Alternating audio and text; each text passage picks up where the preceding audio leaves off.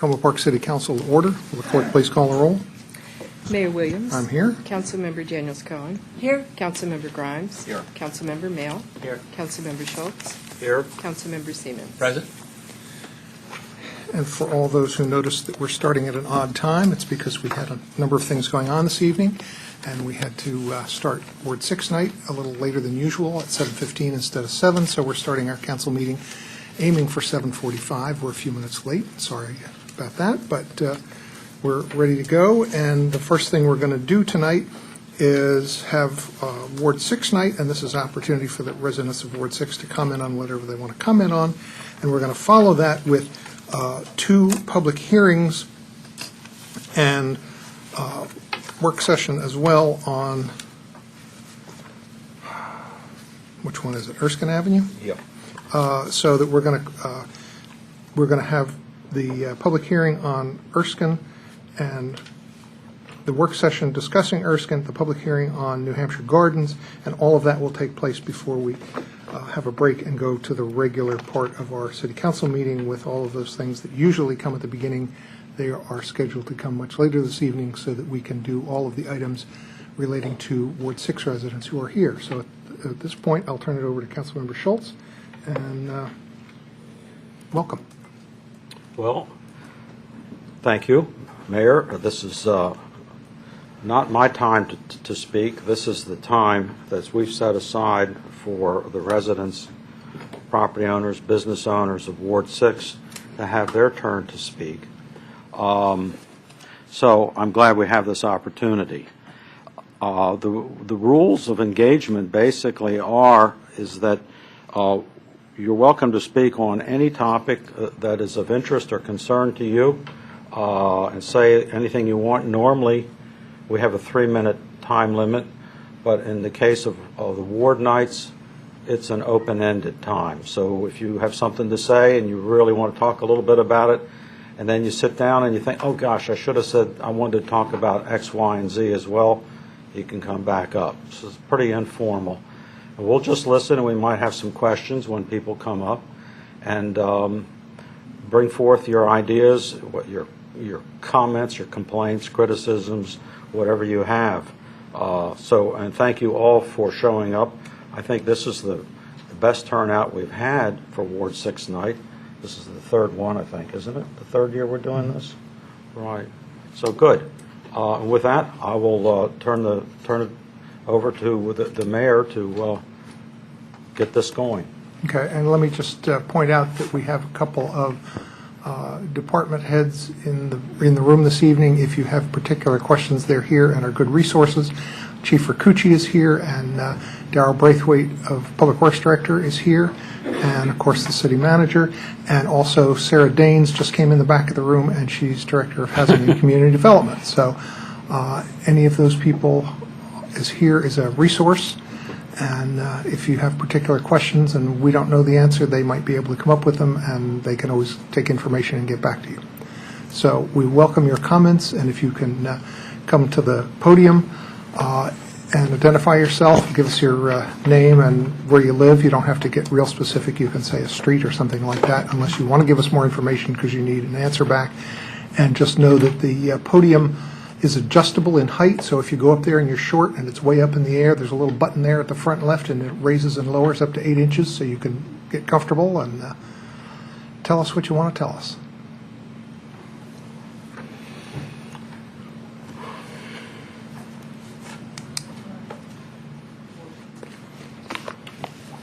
Jim DeLuigi. I live on 13th Avenue. I'd just like to start with a positive note. Thank the city, thank our councilman, thank our mayor, thank our chief, thank our city staff. We've had many, many positive things happen in the last 3 years, 4 years. We've had new community gardens. We have excellent police service. We have excellent attendance when we have certain types of problems in the area, like the storm we had. The mayor was there checking on us, making sure everything was good. We have new gardens, and we have a beautiful place to live. So I just want to say thank you to everybody. Thank you. That's good to see. Yeah.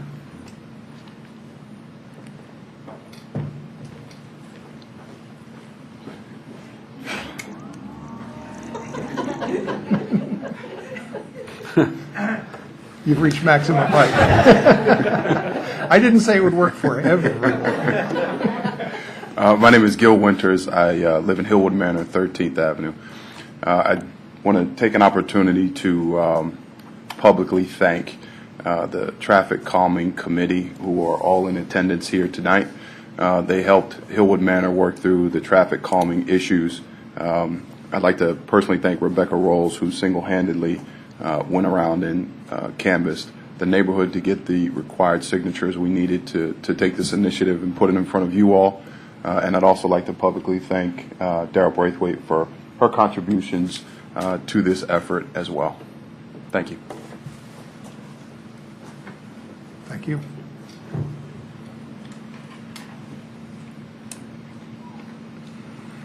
Now you'll want to take it down.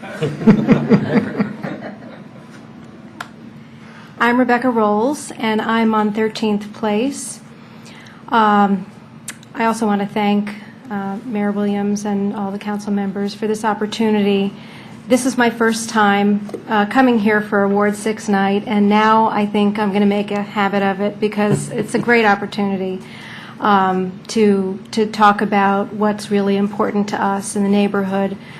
I've lived there for 13 years, going on 13 years now, and it's just a delightful neighborhood. I love my neighbors. They're great people.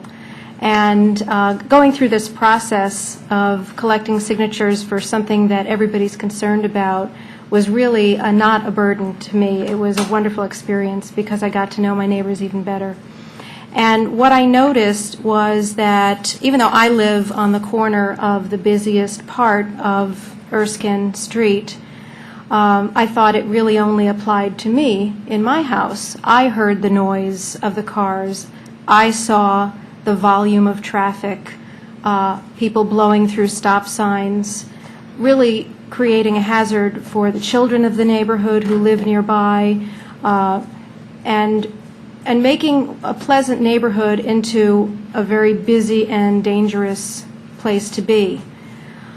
What I found, though, was that my neighbors who live all the way inside Hillwood Manor are just as concerned about the problem of traffic, and they have their own point of view. They have a different perspective than I have. I'm just sitting there in my home, hearing the noise, seeing the volume, and feeling really helpless to do anything about it. And my neighbors, who are all the way inside, maybe even down by the park, say, yes, we think it's a problem too. We find it very difficult to drive on Erskine Street. We find it difficult to get out of 13th Avenue because there's so many cars there.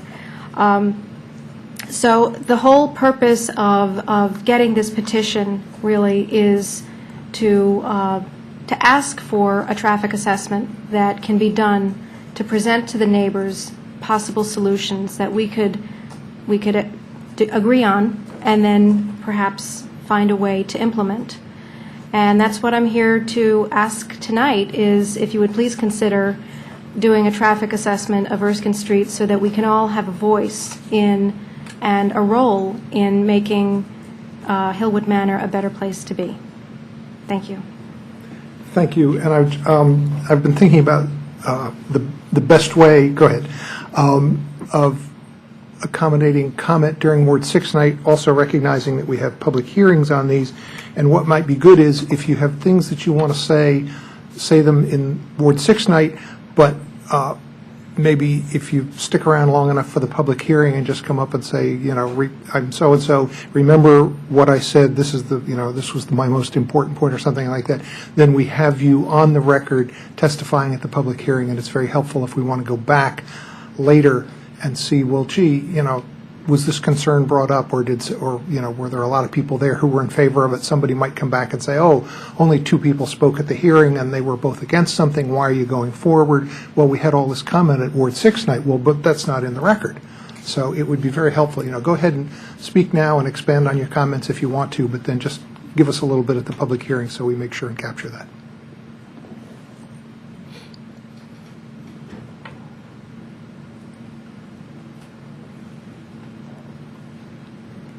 Hi, my name is Liz Moses, and I live on Burwood Drive.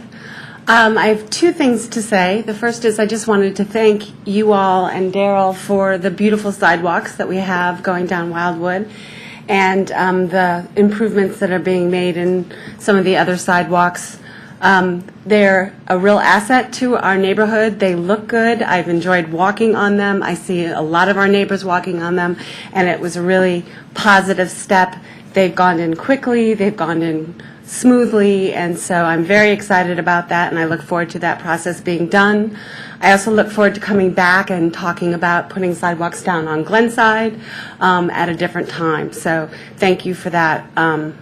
The second thing is, unfortunately, Mayor, I'm going to break your rules a little bit because I think I'm going to have to leave before you get to this agenda item. But because I also wanted to just mention the permitting, parking. I live on Merwood. We're part of the area that would receive permit parking if that goes through.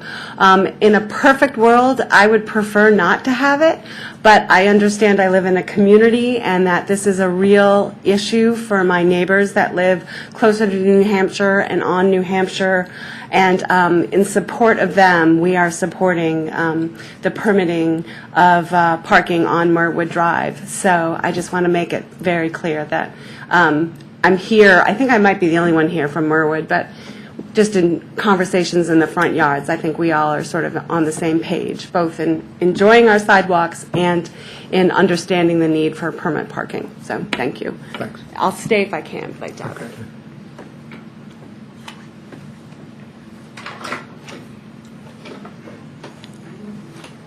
Other folks want to comment?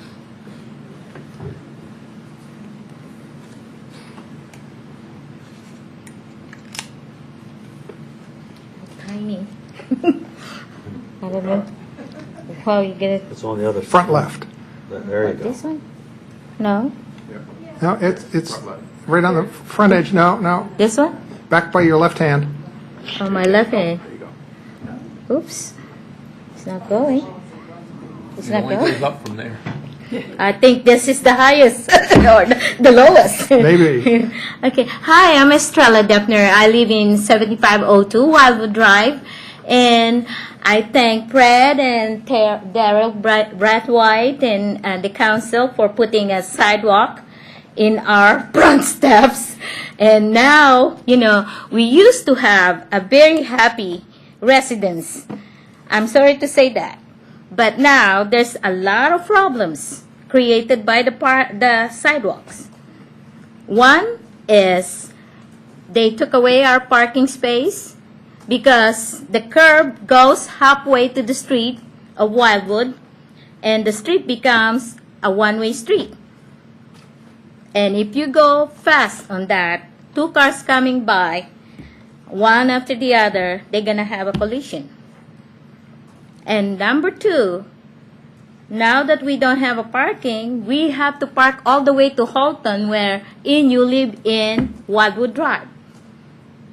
And number three, the steps. My neighbor and me are the only steps that are healing. And they bulldoze the hill and they cut off the steps.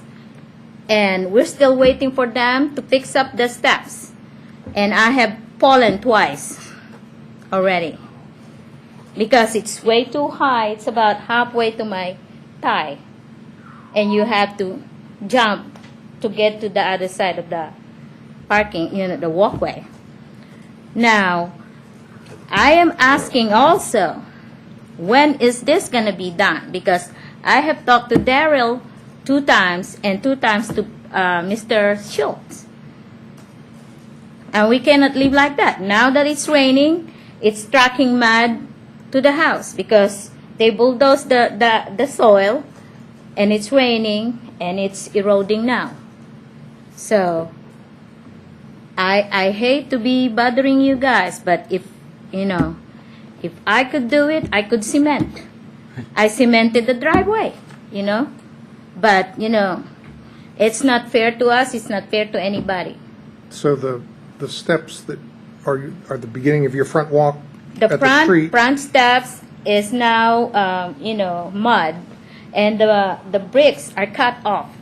Yeah, the steps don't exist. The steps doesn't exist. Okay. Yeah, that's about it. Maybe we could get some information from the Public Works Director about the timing on fixing items like that. Yeah, I've been complaining, 2 times already. And now, and now the problem too is people are sitting on our front steps, wherein these are people that are strangers. Because it's an open bricks. They could sit down in front of your steps. So I apologize for my grievances, but it has to be done. Thank you so much. Sure.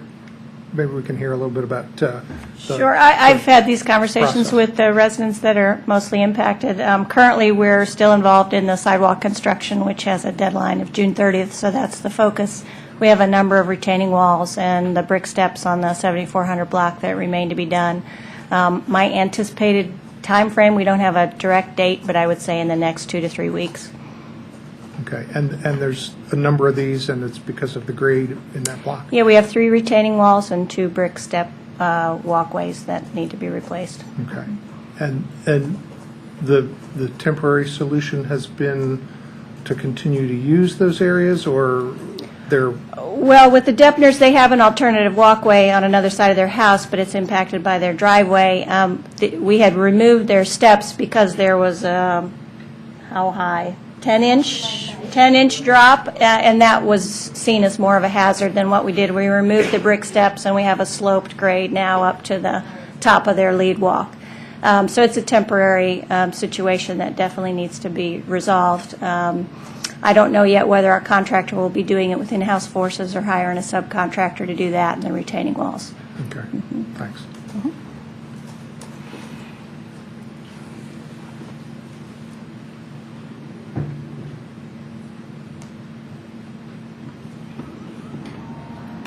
Mayor Williams, council members, my name is Jason Cheek, and I live at Erskine Street on Tacoma Parkside. I wanted to bring 2 things to your attention during the open comment session. The first are these posters or flyers that have been going up along the utility poles, not only in Ward 6, I'm sure you've seen them all throughout the town. It's not only an eyesore, but I imagine for any utility worker that may need to climb those poles, it's an actual danger. So I would urge you to do something, if anything can be done, with respect to these junk signs. These are the ones that offer to collect your junk car Yeah. for $300. Right, the junk signs that are junk themselves. Yes. Does the city have any enforcement authority to try to prevent that?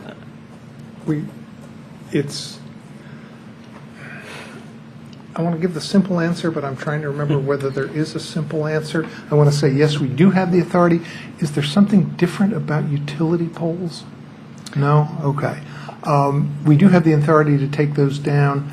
I think we have currently been short a code enforcement officer, and that is one of the difficulties. I know that staff, whenever they see them, take them down.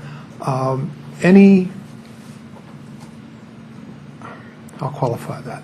Most signs that go up in the public right-of-way are not supposed to be there. I think, maybe Sarah Daines can help me. I want to say city law is that if somebody wants to put up a sign for like a yard sale or something like that, you can put something up temporarily if you say the date that it goes up, so that there are certain defined things that you can do, but in general, those signs are not supposed to be there, and it's okay to take them down, and the city can actually fine people who do that, and we had some success, I want to say 2 years ago, in changing state law so that signs that go up on a state highway, that the local jurisdiction has enforcement powers on those as well and can share in the fines. Did I cover that adequately, Sarah? Okay, I think I got most of the nuances to that. Well, I'm glad to hear that there is no penalty for taking those signs down because I've been serving as a de facto code enforcement officer. And in fact, we've had some, what's the word I want, some contests where we had certain a day in the year where people went out and removed signs. Was it they did it that day or they did it for the previous week? I guess they did it for that day, and people got prizes that were actually pretty decent for bringing in the most signs. Yeah. You would get a junk car. I'm sorry? You would get a junk car. For those signs. I don't know if I'd want that junk car. But it just seems like, as much as I rip the signs down, although it has gotten better recently, this one specific offender seems to keep coming back undeterred. And it's good to call the city and let us know who that is. Staff tries to call people and say, this really is not legal. You're not supposed to be doing this. And if you keep doing it, we will fine you. Sometimes the problem is that there is no easy way to get a hold of them because the number on the sign is a cell phone and there's no address associated with the cell phone number. And where do you send the ticket? Right.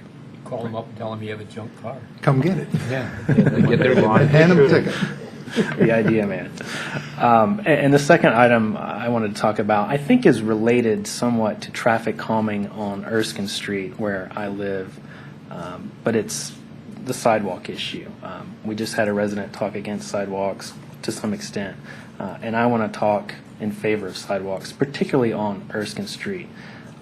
If you haven't traveled down Erskine Street lately, I really urge you to do so because it is a danger.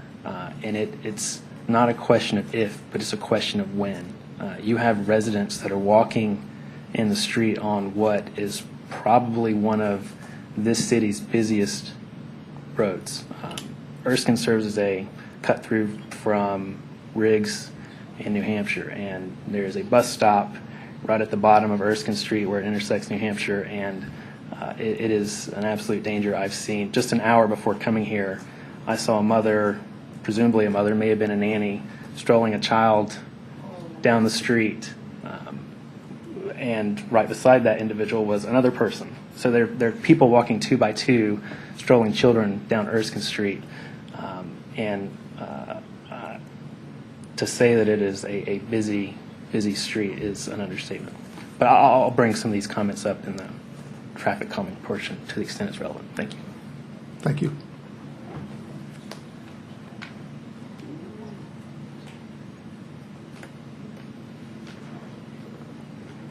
Hi, I'm Ellen Nolman. I live at 7504 Wildwood Drive, and I'm not going to complain about the sidewalks. You've already heard me enough on that. But I have spoken to both Fred and the mayor about the fact that the trees that were taken down on my right-of-way, some of them many years ago, have never been replaced, although we were told many times that they would be replaced. It's my understanding that there's going to be a major planting this fall, and I would like to make sure that I get at least 2 trees, even though 3 were taken down. Calling and asking over the years has not resulted in replacement, and when we tried to replace them ourselves, the city said we could not because it was the right-of-way. So I guess it's up to the city now. And I would like to thank you very much. This is my first time at Ward 6 night, and I think it's a wonderful opportunity to say what's on our minds. Thank you. Thank you. Darrell, could you just explain a little bit about the process for tree replacements in the right-of-way and any opportunities people might have to participate in, contribute toward that? Sure. Yeah. In general, with this sidewalk project that we did in Ward 6, the city has a requirement to replace following the tree ordinance requirements. So all the trees that were removed were rated and graded, and the replacement requirements will be calculated. And then we'll go through the replanting or replacement process the same way we do with any other city planting cycle, where the city arborist will identify the locations and develop a list of 3 options for each side of the street, excuse me. And then a letter will be sent to each of the property owners or residents in that location with a postcard where they can select which of the 3 trees they would prefer. And then block by block, based on the majority vote of the residents on the street, that tree that got the most votes would be planted on the block. So the process will be started this fall in our fall planting cycle. We wouldn't want to plant in the summer. It's just a really tough time for survival of trees. So we'll get that going. My guess is the letters will probably start going out in September to residents to give them some time to respond. And then the city arborist will calculate those responses and place the tree order. Depending on the acceptance from residents, if we find we're falling short of the replanting requirements, because the option is available for residents to say no, they don't want a tree in their front of their property, then we'll have to identify additional locations. You've heard the city arborist speak before, and he tries to plant in kind of an organized pattern, so he's not sort of randomly planting onesies and twosies here and there around the city. He generally does a block by block or neighborhood by neighborhood approach.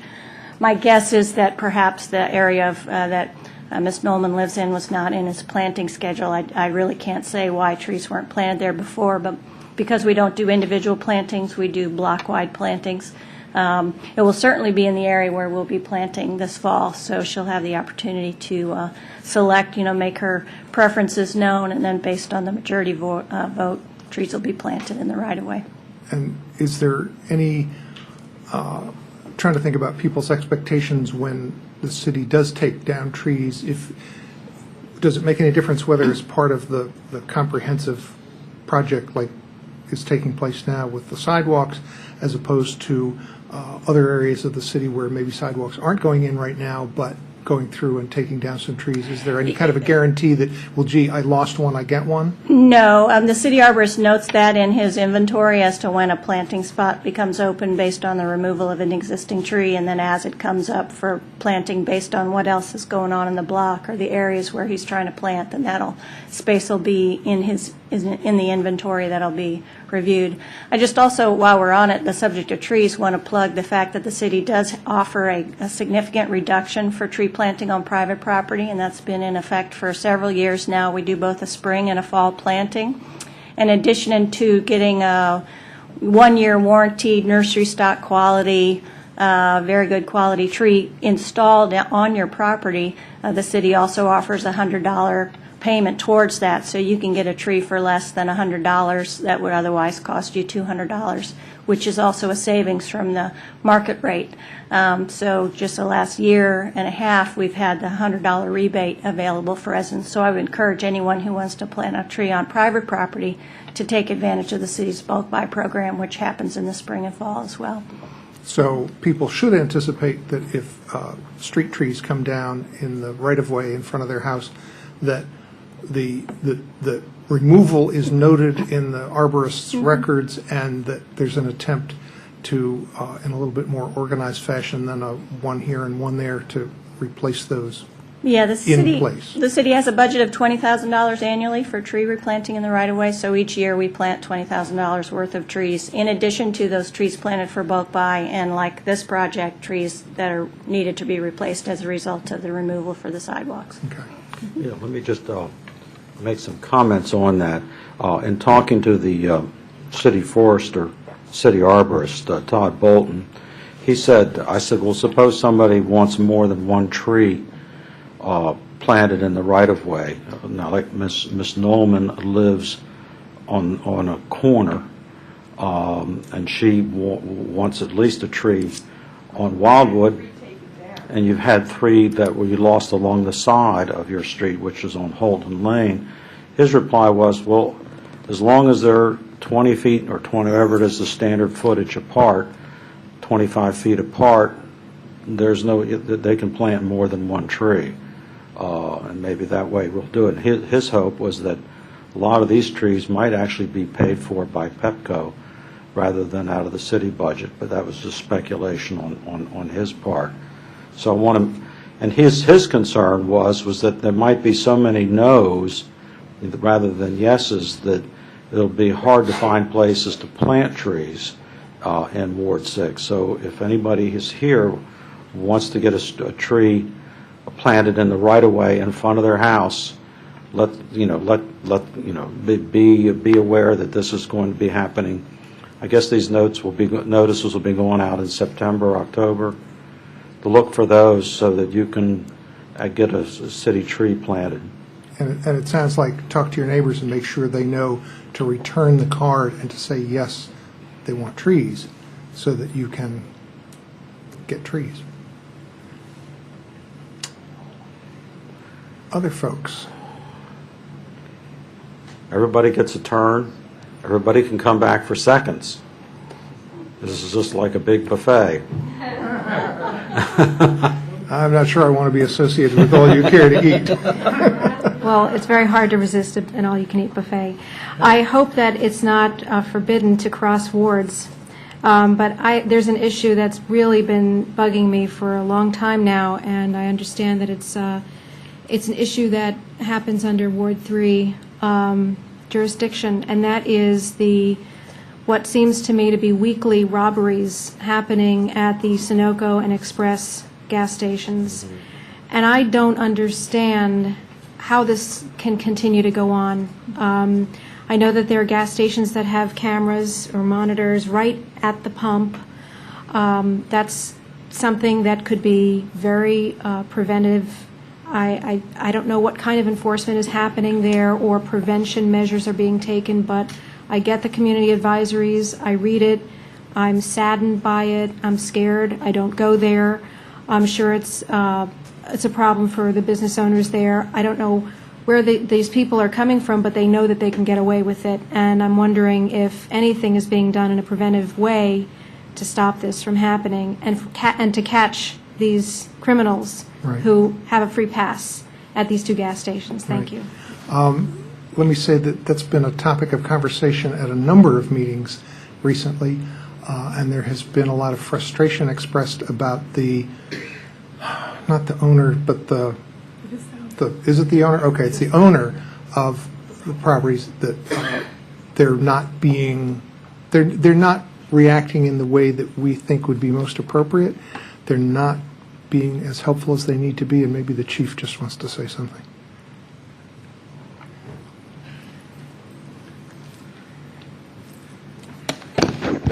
I got 6 weeks to solve it. I still haven't solved it yet, but we do have details working. It's not happening every week, but it's happening more than it should. We work very closely with PG and DC, who have even a worse problem than we do. There are cameras at the station. The cameras can take pictures, but if we can't identify them, and that's part of the problem, they're in so quickly we don't get really good pictures. We are continuing to run details. I'm not going to go into when, but they are out there. I will tell you the frustration is when you have a detail for 6 hours and 5 minutes after the detail leaves, they come in. We've prevented probably in the last 2 years 4 to 6 robberies by being there. They spot us or we spot them and they don't do it. We have made arrests.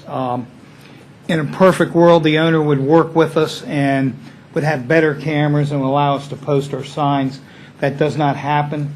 The manager works with us because he's there every day on site, but the owner has failed to respond to phone calls and letters on multiple occasions, so can't do anything about that. But we will continue. We have details, both uniform and non-uniform details that are there. The key to this problem is obviously if you lock your car when you pump gas. Now the good news is I think most of our Tacoma Park residents have heard enough from me and in bulletins from Ms. Plevy, our PIO, over the last 2 years. So I think most of our residents know when you go to pump gas, you need to lock your car and have your purse either with you or in the car locked up. If the car is locked, in one occasion they did break a window to get in, but generally they're not going to break in. It's what we call they're in real quick and gone before you even know it. And obviously a lot of people still feel it's safe. You can walk in. The last theft that happened was the woman was in playing Keno and had left the car open. And I can't prevent things like that. But most of our Tacoma Park residents know to lock their car and are locking their car, and we're not having it with our residents. Most of the people that have been victims are victims from outside the area, and there's such a victim that most of them get to work before they even know the stuff's missing. But we are continuing. There is details. We take it as serious as you do, even more, because it's a challenge to us that we haven't been able to make more arrests than we've made there. And we will continue to work the details in the area. Chief, tell her the misdemeanor felony issue and the boundaries, because it's right at the corner of Prince George's County and the District of Columbia and Montgomery County. One of the problems is we have spotted cars and stopped them, and they go into the district, and we cannot pursue because it's a misdemeanor at that point. If they stayed in PG County, we could chase them, but they generally don't. And we have very strict rules which protects the liability of the city and the officers about when they go into the district. So they have to be justified. It has to be a felony, not a misdemeanor for us to pursue. And I have to tell you, the criminals know that. And what about the idea of having those monitors that you see sometimes on top of the pump, just, to frighten them from trying anything? Because when you have a camera that's out of sight, that's not as much of a deterrent as it is that you're right there. Has anybody else seen these cameras that are going? So you can see yourself. You can see yourself. It's right there. It's big. It's like a TV screen. That's obviously up to the owner. Do I think the owner would put them in? We're happy he keeps the cameras going that he's got now, because we do get enough good information from those. Do I expect more? No. And I can't require it, and obviously, as I told you, they're not cooperating with us. And that's not an excuse. We work around them, and we are going to continue to attack the problem. And I'll just say on behalf of the chief and the police department that they have been tenacious in trying to alleviate some problems and have had some pretty good success rates. So I think we're hopeful that with continued hard work, they'll fix this problem. I'd just like to thank the chief. I know he's going to be leaving soon. We're very perplexed in our area that that's happening, but he certainly has earned his retirement many times over, and we're grateful he's been here.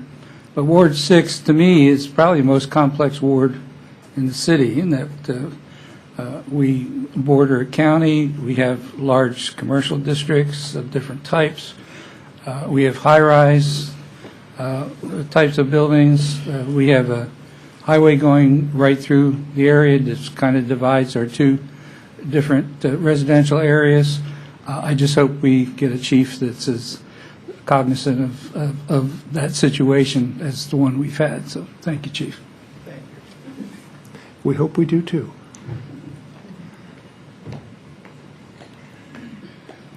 Good evening. Speaking of perplexity in Ward 6, I live on New Hampshire Avenue, and one of our challenges is parking. I live right across from Hampshire Towers and the condo, 7333 and 7401. And since they have restricted their parking on their property, there's much overflow on New Hampshire Avenue, 7300 block, North, Merwood, Wildwood. And we've already submitted the paperwork to the council. I believe you've received it, asking that we have permit parking. My hope is that you all do consider us for 7 p.m. to 7 a.m. restrictive parking, because it is a serious problem. We've had abandoned cars, drug paraphernalia. I had a car on fire right in front of my home. One of my neighbors has talked about the church having late night excursions and parties, noise pollution, littering, and people sleeping in their cars. And it's a big concern, and we do hope that you look at our paperwork and do consider us for the restricted parking, 7 p.m. to 7 a.m. Thank you. Thanks. And your name is? Ronell Turner. Thanks.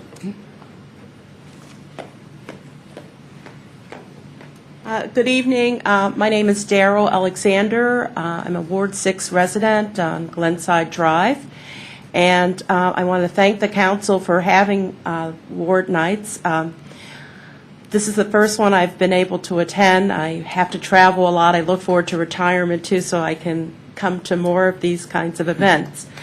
I have one sort of long-term request to the council. I know that someone just commented about how complex our ward is. Sometimes I think we're in the suburbs of Tacoma Park, and but many of us were drawn to living in Tacoma Park because of the values that sort of have evolved here over the years. And I know that we are very much in the scope of planning the Tacoma Langley Park Crossroads. So I hope the council can help maybe retain some of the village atmosphere in Ward 6 that drew us here. That means perhaps thinking of some innovative ways or innovative programs the state or the feds may have to maybe create a sort of an urban green village, some kind of experiment to help us maintain a little bit of the, just the spirit and passion that many of us have. That's sort of Tacoma Park. Thank you.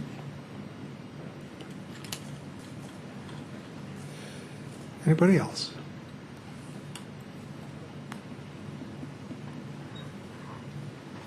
Fred, you want to make any? Yeah, just thank you, all of you, for coming out. This is a good turnout. I know for some of you, it was your first time to be in this room, the first time to be speaking before the city council, and you might have been a little nervous. But now that you've been initiated, it's no big deal. I know the first time I came down here to talk, I was losing my voice. I was looking for a glass of water, right? And that happens. So thanks for being brave. Thanks for coming out and taking the time this evening. It means an awful lot to me, who tries to represent you. So thank you. And don't forget to come back and enjoy some of the programs that go on in this room. We upgraded it so that it wasn't just for council meetings, but was available for community use. And there are a lot of good programs, a lot of cultural programs going on in here that are available free. And we all try and make sure that we get over to Ward 6 to the Recreation Center on New Hampshire Avenue and to other activities going on in Ward 6. And come on over to this side, too.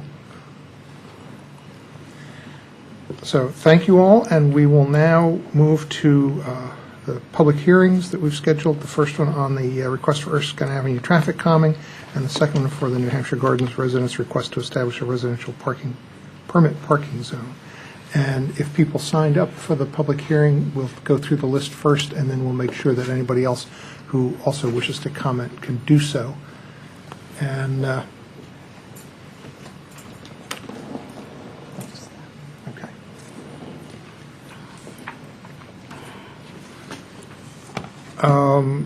And so the folks who signed up for this, I'll just say in order, it's Jim DeLuigi, Gil Winters, Jason Cheek, Rebecca Rolls, Enrique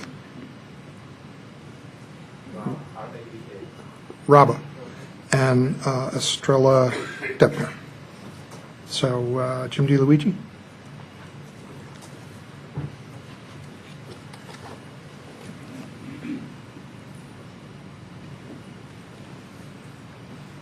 Thank you, Mr. Mayor. My only concerns about Erskine are the limits of space that we have to work with and the grades along the houses. And I just ask that very careful consideration be given to the actual functional solutions and the aesthetic solutions. So if, for example, we're looking at perhaps putting a circle in at 13th Place or something of that nature, it's a very tight space. I have not been very impressed by some of the circles that have been put in on the Wildwood side. I think what happens is the curbs get banged into a lot by cars and their tires and people going through there. So I just ask that very careful consideration be given to size and to what it looks like. Having gray paver stones and gray asphalt doesn't make it very easy for a driver to differentiate between what is the street and, what is the circle? So just ask that those things be considered. Thank you. Thank you. And I'll just remind folks that for the hearing, using the 3-minute limit, and there's a timer and a buzzer and a light. You can see it at the podium as well, and the first beep means that you've got 30 seconds left, and then when the 3 minutes is up, I let it beep twice, and then I turn it off and ask you to finish up. Gil Winters.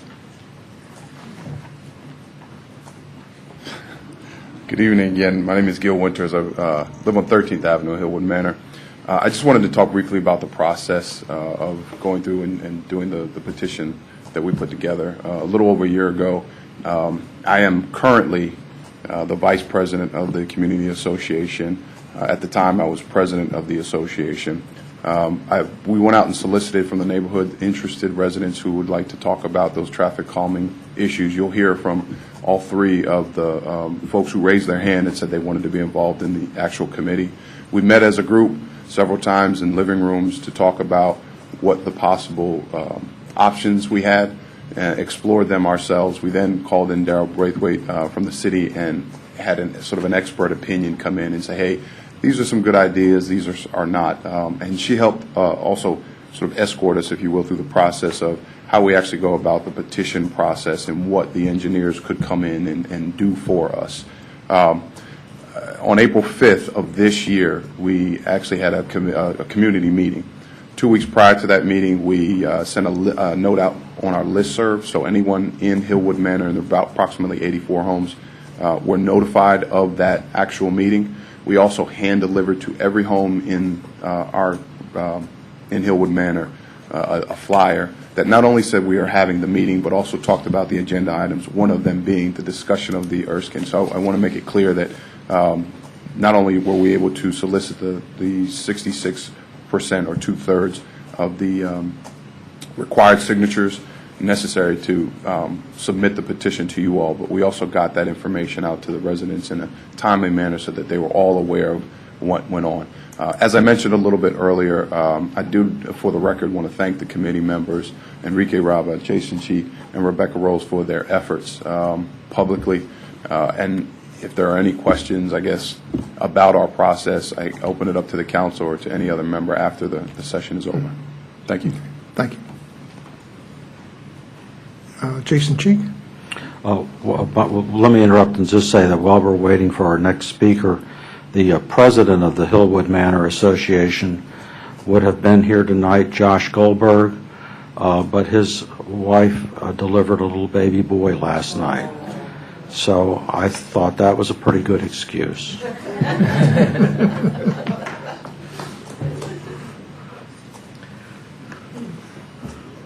As a father of two, I cannot disagree with that at all, Councilmember Schultz. I do want to bring it to the council's attention, the safety issue that is involved with calming the traffic on Erskine Street. At 13th Avenue, 13th Place. I can't get 13th Place and 13th Avenue straight. But at 13th Place in Erskine, there are 5 children that live at that intersection, all under the age of 4. And I misspoke earlier when I said that I think Erskine is one of the busiest streets in the city. I actually meant to say owned by the city, not a Maryland state-owned roadway. I do think if you look at the numbers, you'll probably find that there is some support for that proposition. So I urge the council to seriously consider this, and even without, I mean, we were fortunate to have an overwhelming amount of support for this petition, but even in the absence of that support, it's such a dangerous situation that I think the council really needs to would have had to consider this one way or another. I do want to thank Rebecca Rolls because she's really the one who put in most of the legwork, literally and figuratively, here. So I applaud her efforts, and I'm looking forward to engaging in this process with you all. Thank you. Thank you. Rebecca Rolls.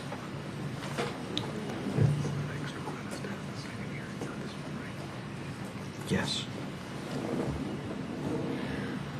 A few things that I would like to add to what I had said before are that, one, it's important to keep in mind that Erskine Street is a pass-through between Riggs Road and New Hampshire Avenue. And over the years that I've lived there, I've seen the volume of traffic increase. I can't tell you by how much. I just know intuitively that it's much more than it used to be. We have a problem of volume, we have a problem of speed, and we have a problem of violation of the stop signs.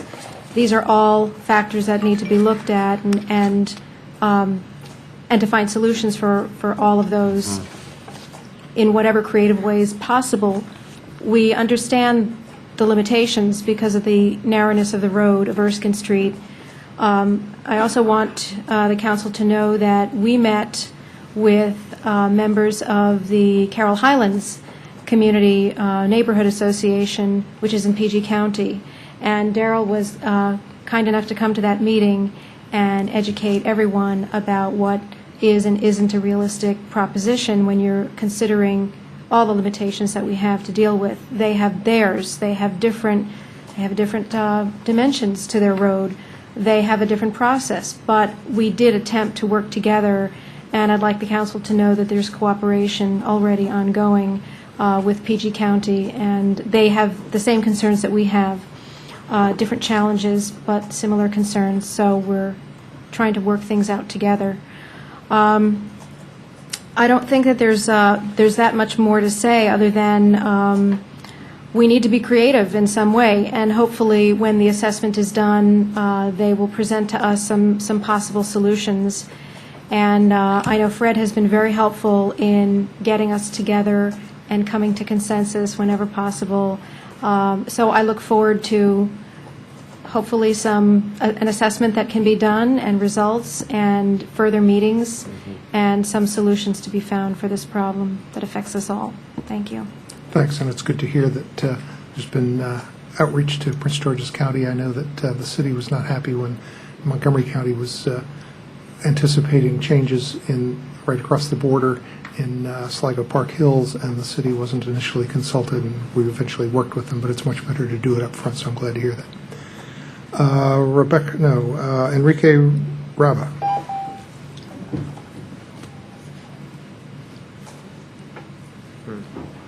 Hi, everyone. I just wanted to reiterate what they have been saying. You know, we have 5 children there, and it's dangerous. You know, the cars travel fast. Last year, I think a drunk driver drove into my fence in the front yard, and it's just dangerous. And I love the neighborhood, and we really would like to see something significant as a measure, to slow down the traffic and the volume, because it's definitely needed. So that's all. Thank you. Estrella Deppner.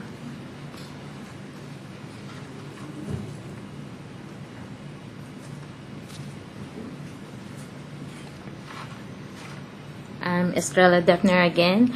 All I could say that Erskine is really a dangerous road, and we cut through coming from DC to that road, to the Erskine, to go to Wildwood.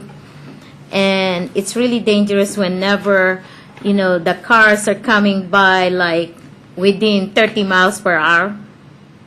You can get into an accident, ahead of you and at the back of you because of the speed bumps. It helps to stop the traffic. But it might have been the cut through when my Beamer was stolen in my driveway to DC. Yeah, and I thank Chief for sending the 2 detectives last time when I called when it was stolen in my driveway. Thank you so much. Yeah, and that's really a dangerous street, the Erskine. Okay? Thank Thanks. you. Would anybody else like to testify? Okay, I will close that public hearing. Is there anything that we need to determine after the hearing in order for things to go forward with this? I think what would happen is if you want to go forward with this, you would give the okay to there is money in the budget, in the speed camera fund budget, to do this. And if you want to go ahead with it, you should make that known to the city manager tonight. And then after the assessment, if traffic calming is going to be installed, then you would adopt an ordinance authorizing the Okay, specific so we traffic don't need calming. an ordinance at this point. What we need is an indication to go forward with the planning process. Yes. So is the council favorably disposed to go forward with the planning process? Yes, absolutely. Okay, yes, everybody? Yes, yes? Okay. Me too. Okay. So we have unanimous agreement to go forward with the process, and you can take it from there. Thank you all.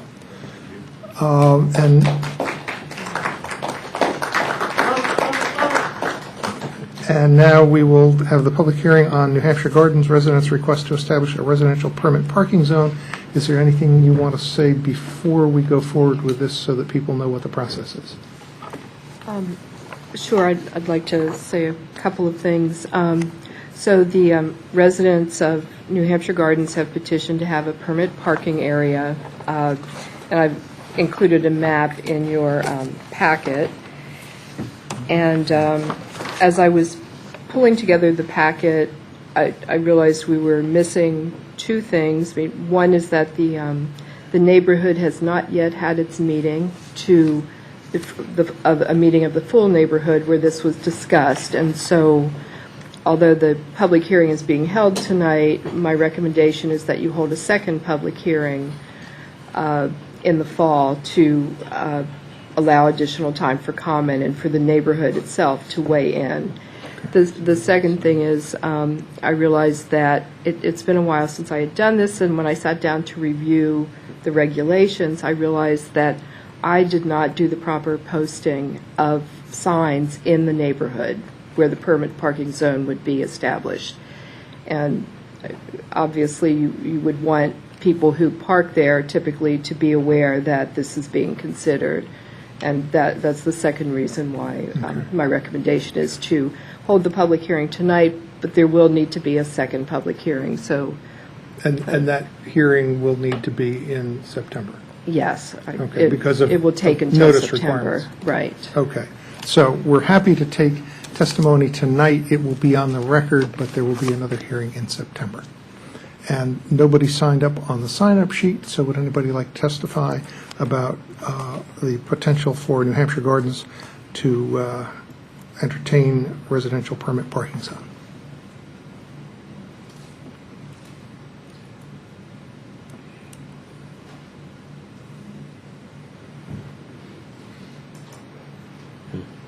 Great.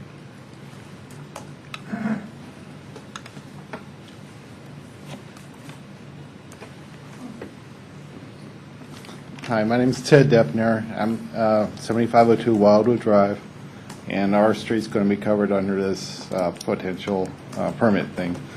My question is, why are you doing it at night instead of 24 hours a day? If it's going to be like 7 p.m. to 7 a.m. I mean, it seems like there's a lot of people that come in and park their cars along that neighborhood and during the daytime and catch a bus down to D.C. and like that. So, that's my major question: is why 12 hours instead of 24 hours enforcement? I don't think it'd be much more involved to enforce it 24 hours a day compared to 7, compared to the 12 hours. So that's if you're going to go get to the permit stage, then maybe it should be 24 hours a day. Or, I guess more notification. So I'm not really that well dressed with all the details of this permit, but that's my main focus on it. Okay. Chief, I think the possibilities for permit parking, is there just the 112-hour period, or are there also 24-hour periods? I know that the police wanted uniform enforcement of areas so that there were, we didn't start having one area with one set of hours and another area with another set of hours. But were there options for either 12 or 24?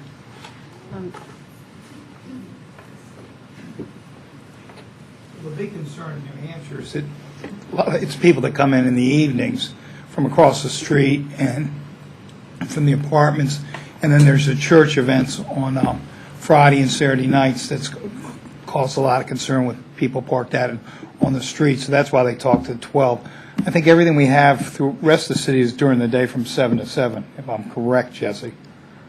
I think the Belford Towers area Yeah, that's- is a night. And that we don't have any problems there. So Okay, so we don't have any 24-hour zones. We have either 7 to 7 daytime or 7 to 7 overnight. We have one other area that's overnight.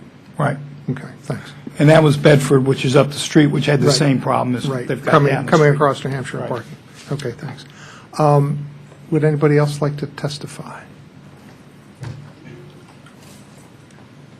Good evening. My name is Chris Victoria. I live on Merwood Drive. I'm here to testify in support of the establishment of permit parking at the Wildwood, Merwood area. I think Ms. Turner earlier during the Ward 6 night, she laid out the issues pretty well. There's a clear problem there with people from out of the neighborhood parking there and not being very neighborly in the use of the public parking area there. So just here, really don't have much to say about it, just here to support it and hope that you'll vote in favor of it. It's a real problem, and hopefully this will solve that issue with some of the problems we've been having there in that area, particularly, as I said, in that Wildwood Merwood intersection. That's when the sort of the nexus of the issue is, and along the service road on New Hampshire. So, Okay, thanks.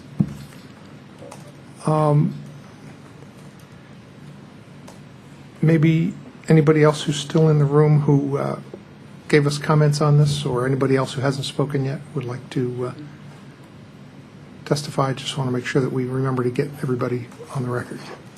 I don't want to take a big zigzag here, but Mr. Schultz put out a circular concerning noise, late night parties, big bass booming in the neighborhood, and brought it to people's attention that there is noise pollution wherever you have people, and there are times during the day where that shouldn't occur. And since that has come out, there has been a calming effect. Somebody, sooner or later, has to say that something that's not okay is not okay, and then people can respond to it. So I want to thank Fred for doing that, and I've enjoyed the benefits of it. Thank you, Fred. Well, don't thank me, thank the police chief, because it's the chief has been taking the lead on having conversations with the leaders of the church.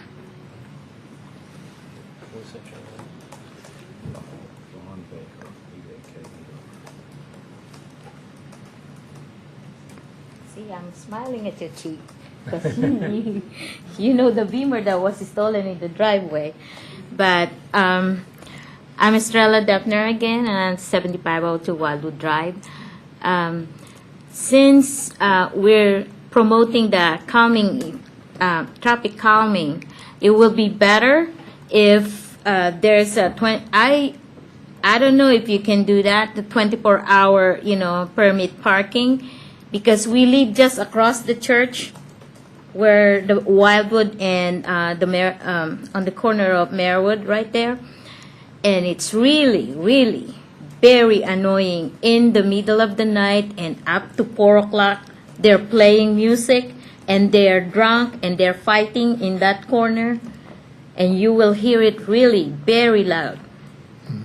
But we would appreciate it if you guys gonna consider putting a 24-hour permit parking on that. Plus, during the day, especially Friday night and up to Sunday, they all use up all the parking in the Wildwood Drive. Wildwood, Merwood, and the Holton Lane. So, if you could please just consider it. It will be a help to the neighborhood, Okay. Thank you so much. Thanks.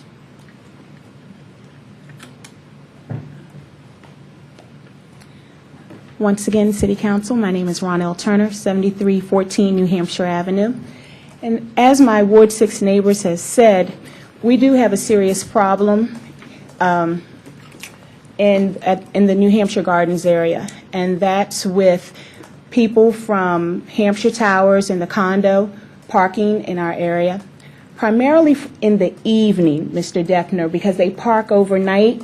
And I think the parking permit situation would be best solved in the evening instead of during the daytime, so we won't interrupt the flow of our two neighborhood churches. The two churches, they do park there, and we really don't have a problem with the worshipers. It's the people who party at night at one of the churches and the people who live in the condos in Hampshire Towers who park. I've seen people pull up in two cars, park one, take the groceries out, and then ride over to the apartments. My driveway has been blocked in. I've had to drive up the one-way. Sorry, Chief. I've had to drive up the one-way because I couldn't turn down New Hampshire Avenue, the service lane. It really is a problem. We have people who abandon their cars. I've had a car that was caught on fire, stolen. We've had drug paraphernalia in the neighborhood. And we have young children who play out there, too. And it's dangerous having all of this traffic, and the people don't live in Hampshire Gardens. So we do hope that you will consider our petition. We will have a meeting, to become in compliance with the situation, and we look forward to having the posters put up. Maybe that will slow it down or calm the situation a little. But we do have a serious problem, and we do hope that you consider our petition favorably in the fall, and if not sooner, that would be great. Thank you. Thank you. Anybody else wish to testify? Okay, I will call that public hearing to a close, and we will take a short break and come back for the rest of our meeting this evening. Thank you all very much.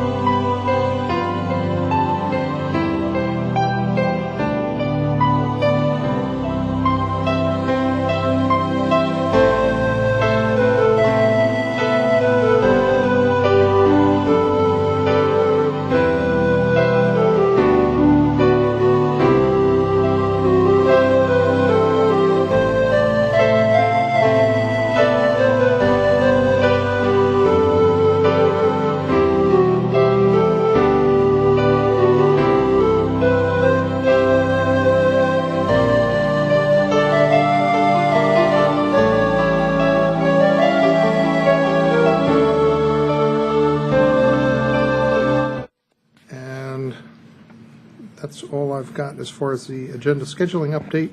We'll now go to public comment period for anybody who has any comments on anything not on our voting agenda. And I see Mr. Lovelace in the back. Hello, my name's Pat Lovelace, 7620 Maple Avenue, your official peace delegate. Got a couple of things you might want to know about over there. We're going to be having a demonstration in D.C. on the 24th, this coming Sunday. Yep, this coming Sunday we're having it. Demonstration in Mount Pleasant Park down there. It's going to be like a day-long occupation. We got a tent city down there and everything. And it's calling for the rights of the homeless, to have what we've got, housing and education and so forth. And that starts at 12 o'clock noon and goes until about 5 o'clock, and then they're having a block party after that until 9 o'clock. So essentially from 12 o'clock to 9 o'clock. And it promised to be a wonderful time. Also, on June 29th and the 30th, and the 1st and the 2nd of July, those 4 days, we're going to be having the Starving for Justice demonstration against the death penalty. We've been doing it every year to protest the death penalty. And people can come on down and hear actual people who were innocent and were sent to death row and were exonerated. We have some speakers every night down there on those 4 nights, July 29th, 30th, 1st, and the 2nd. So come on down to the front of the Supreme Court, and you'll be able to learn some stuff about what death penalty is really about. Because a lot of people have been found innocent and released afterwards. And the thing that bothers me is I'd like to know how many people were not found on time, and innocent people have gone to their deaths for nothing. That's one thing we got to keep in our mind when we think about the death penalty. How many innocent people have gone to their deaths? Yes. And we have no right to take a human life because we cannot give it back. And also, I'd like to mention, too, that I'm going to miss Chief Rakucci when he leaves. He's done a lot for the city, a lot for it. And I'm worried about what crime is going to do once he leaves. He's done a lot to bring back the violence in our city.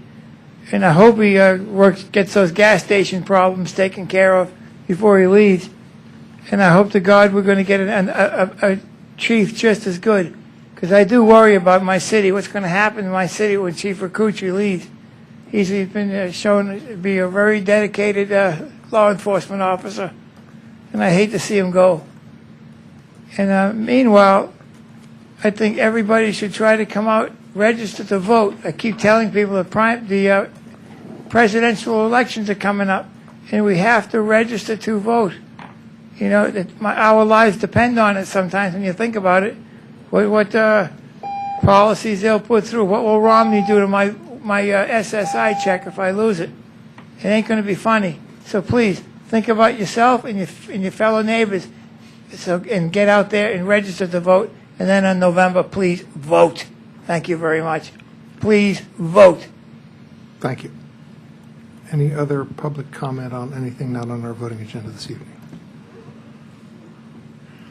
Seeing none, we'll move along to council comments. Councilmember Daniels-Cohen.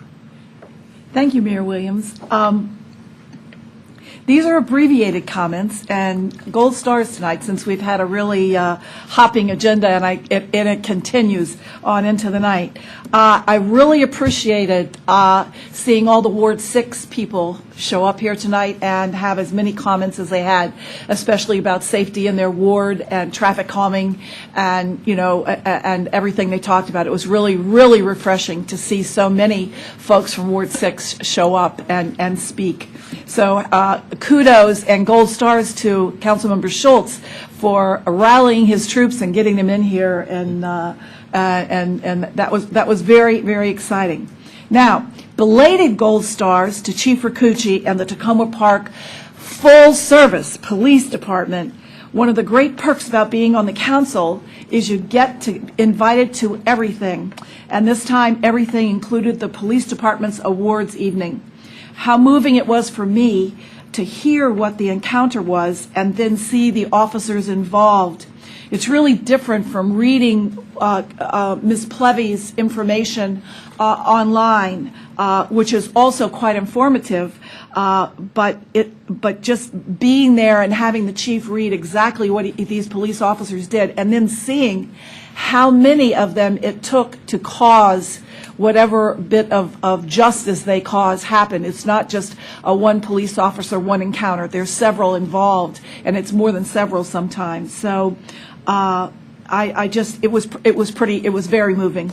We're all well cared for by our own police department in our very fair city. And I too want to comment not only on the leaving of the retirement of Chief Rakucci, he will be missed, but also, and I've said this a lot of times, the retirement of Ed Corsi, who's 23-year veteran of the Tacoma Park Police Department and our emergency preparedness management coordinator.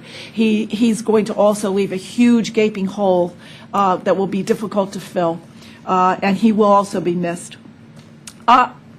More and huge gold stars to Margaret Bowman, who twice a year organizes the Opal A. Daniels Memorial Park. And you will notice Opal A. Daniels and Kay Daniels Cohen have something in common. Opal Daniels is my mom. She organizes the cleanup twice a year, and she's been doing it for years in the park. This last Saturday, there were neighbors from Hancock, Sheridan, and Sherman Avenues. Lots of vines that would be Todd Bolton's favorite invasives were put to rest. Great fun, and if you want to see a rain garden fully loved and in full bloom, check it out at Hancock and Sheridan.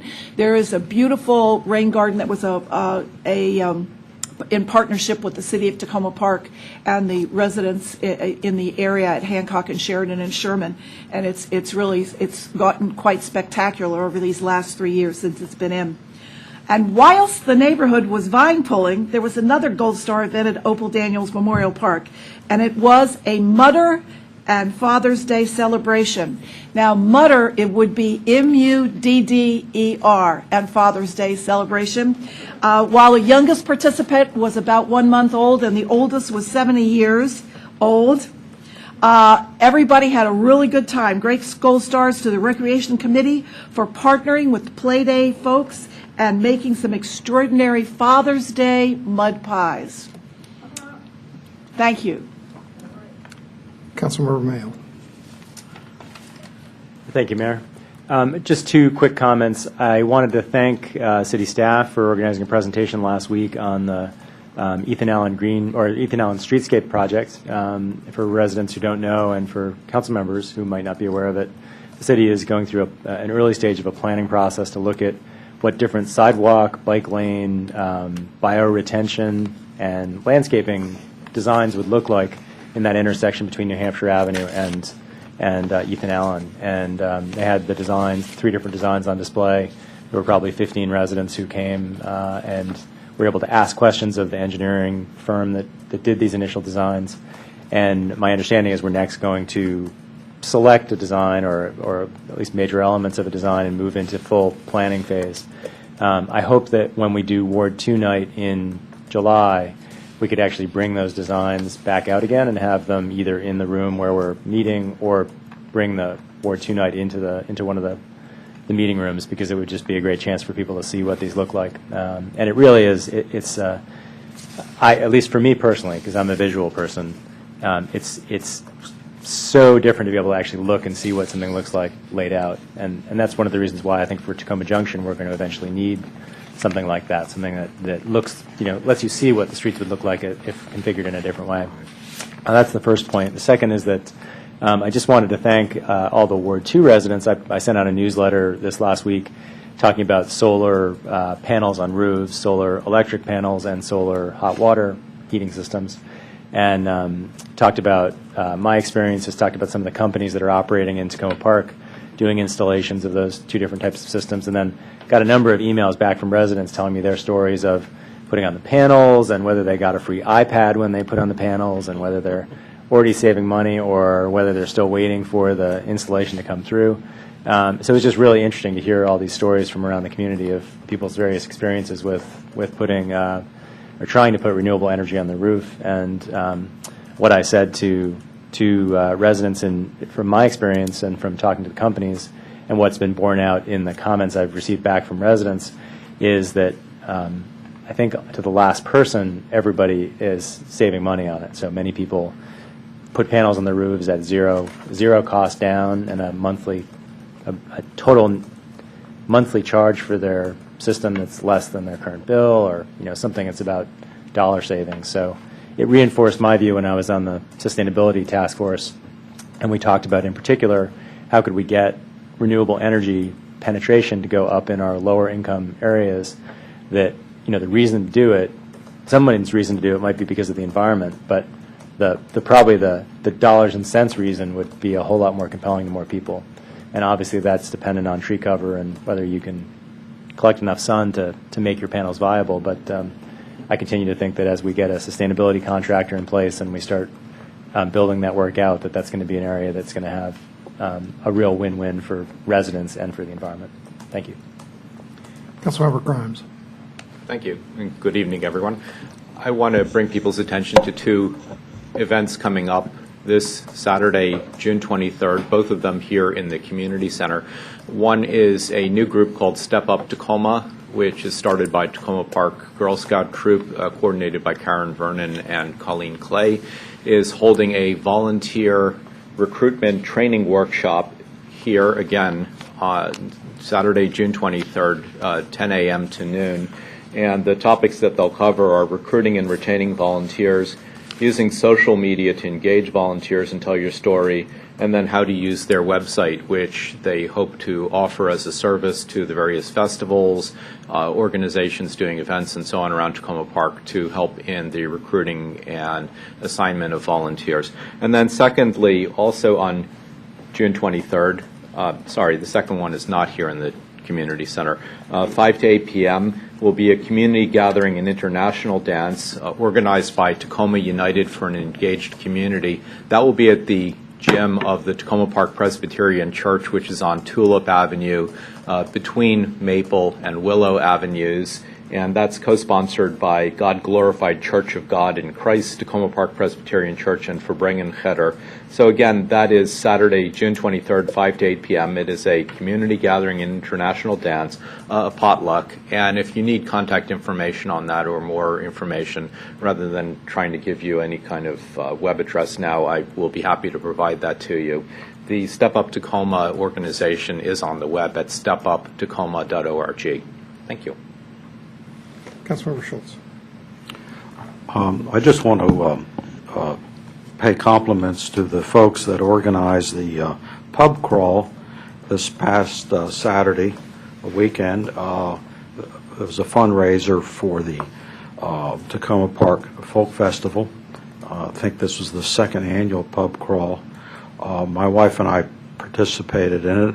I'm not a big beer drinker, neither is she, but she said, come on, let's go.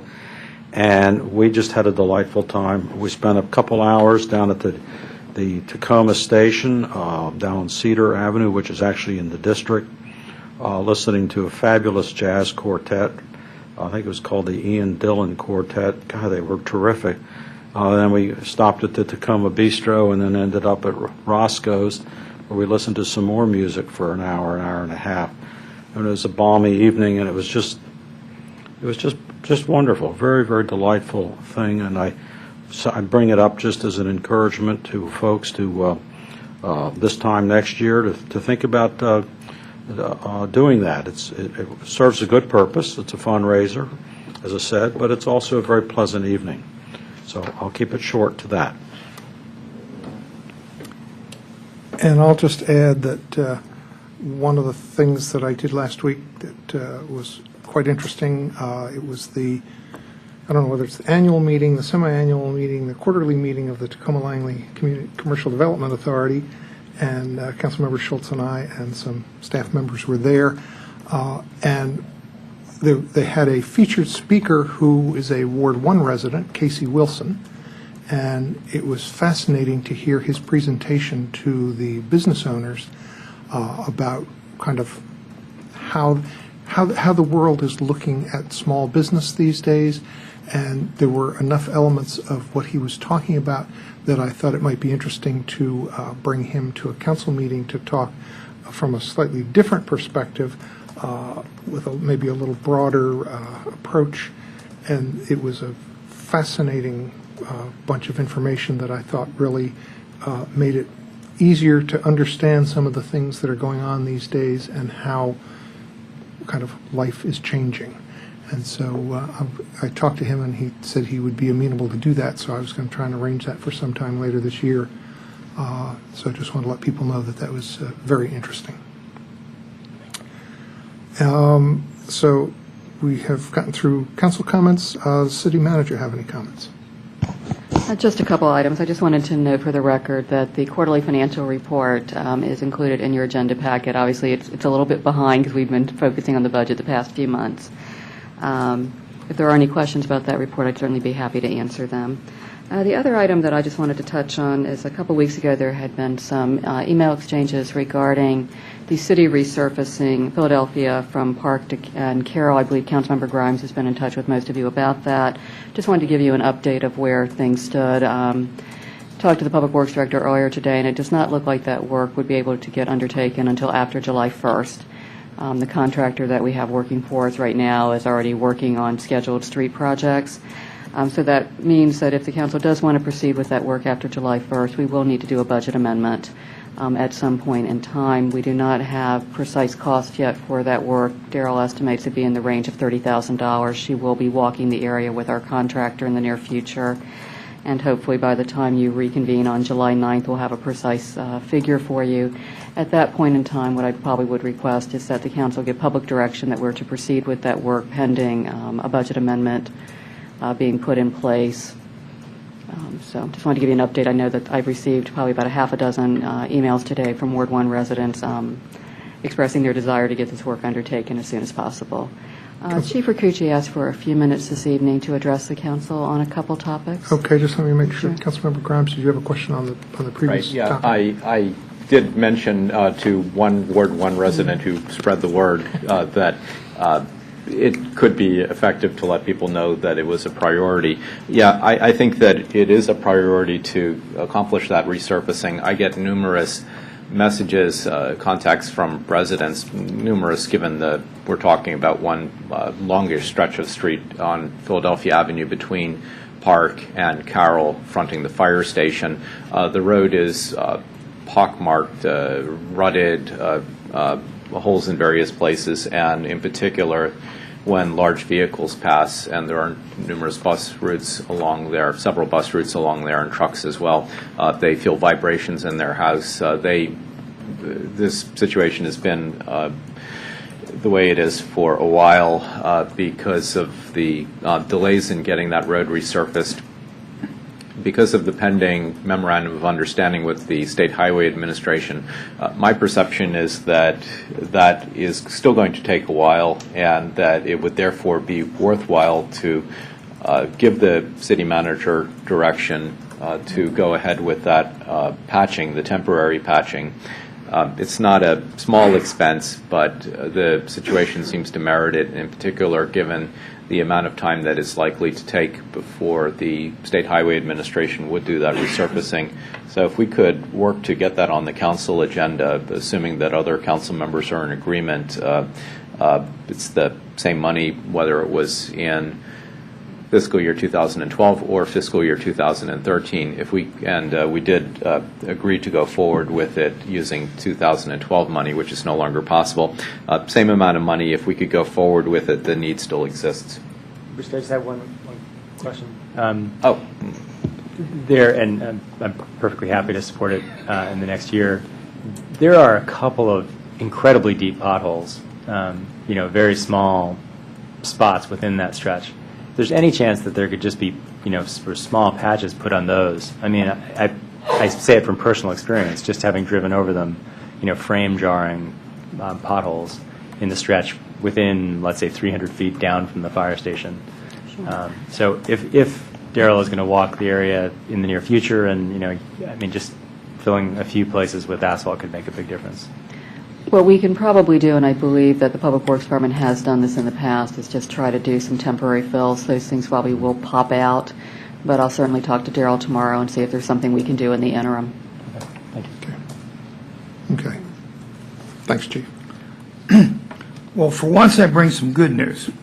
The last time I was here, we were in the middle of a burglary spree. We'd had 6 burglaries over in Ward 1, which had occurred. The very next morning, Tuesday after the council meeting, with great assistance from a city resident, we arrested a juvenile who had attempted to break into a house. An excellent arrest by our plainclothes unit with assistance from patrol and detectives. Follow-up investigation identified 2 adults and 1 juvenile. We received significant property, recovered significant property from all the burglaries, which was pawned in D.C. We've arrested the 2 adults with 1 juvenile outstanding. Our investigation that led us to D.C. also led to the arrest and a search warrant there with the adult arrest. The second adult was located in Ocean City where he was arrested. We executed another search warrant there.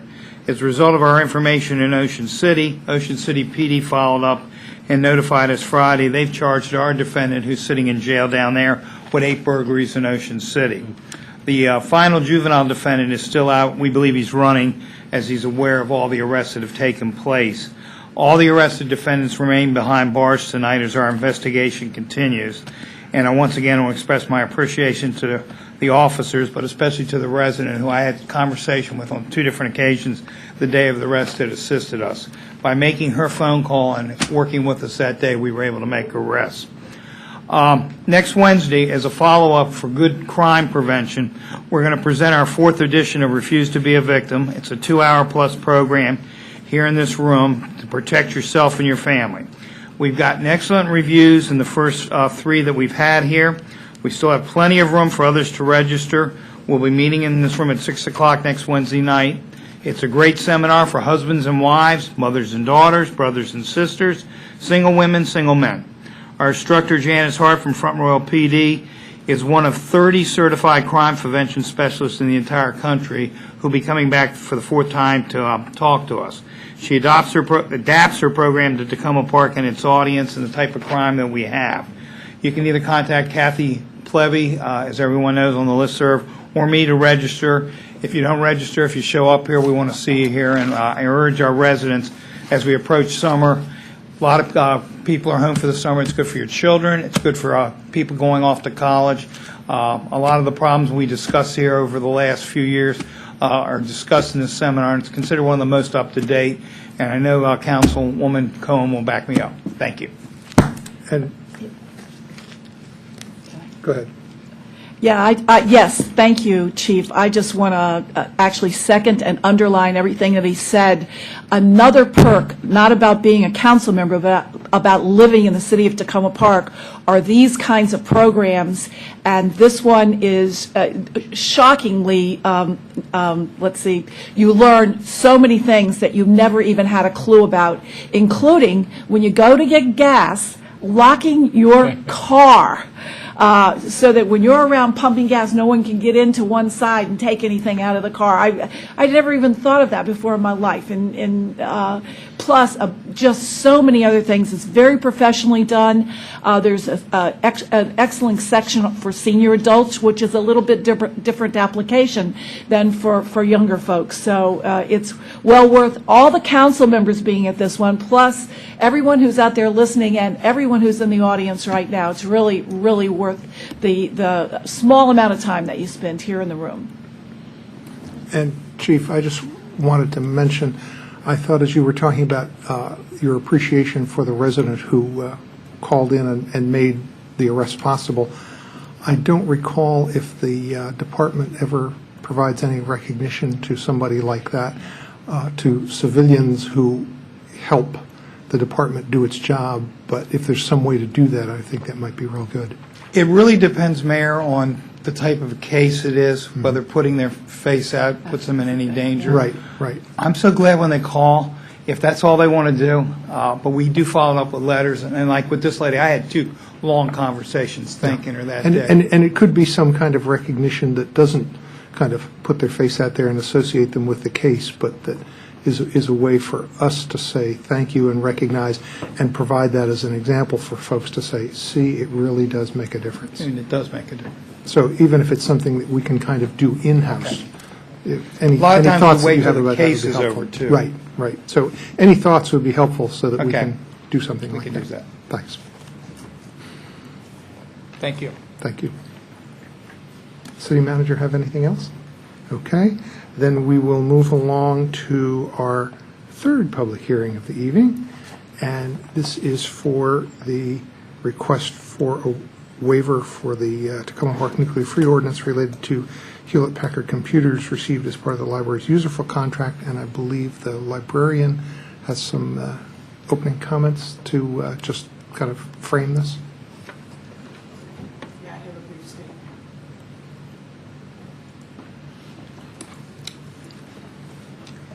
The City Council and the NFC Committee are already in receipt of 3 memorandums from library staff, written between April 25th and May 23rd, in which we address questions posed by the members of the NFC Committee and detail the importance of the userful turnkey system to the continued optimal functioning of the computer center, library, and senior room computers.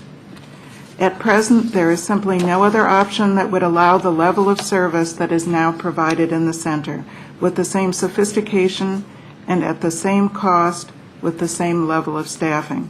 Our contacts at Userful have told us that they do not have alternative hardware to substitute at the present time. They would have to do custom work to come up with an alternative that would not be provided to anyone else, that this would be time-consuming, its cost would be uncertain, and they might not be willing to do it. Userful provides a unique turnkey system that we have, over time, integrated with staff and patron needs for efficiency, privacy, filtering, printing, time management, multilingual capability, and policy control. These refinements allow the system to all but run itself, allowing a single staff person to devote his or her time addressing the needs of individual users. But the computers we have now, provided under the old contract, are beginning to fail and cannot support the upgrades Userful currently makes available to its customers. We urge the Council to authorize continued full functioning of the computer center as we move into a new fiscal year, which will include restoration of 10 of its original weekday hours. Thank you.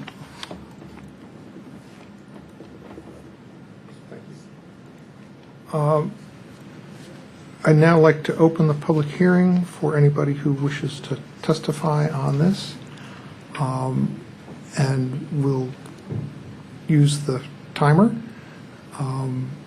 So you've got the information there at the podium in terms of the lights and the buzzer. And thanks. Jim Kuhn, 41 Oswego Avenue. I'm treasurer of the Friends of the Library and a former member of the Nuclear Free Tacoma Park Committee for a number of years. I was proud of my service on that committee. I'm proud of Tacoma Park for having this ordinance on the books, and I particularly think the key clause in this ordinance is that this community seeks to end its complicity with preparations for fighting a nuclear war. And I am fully in support of that, as I hope you are all as well. You do have in your packet a statement which I provided on the request of the committee chair, Jay Levy, outlining my reasons why I believed that a waiver in this case was in fact appropriate. I'm not going to read that to you, but I would just like to highlight a few points that I think are worth emphasizing. And that the points I want to emphasize relate to the very clear grounds on which waivers can in fact be granted.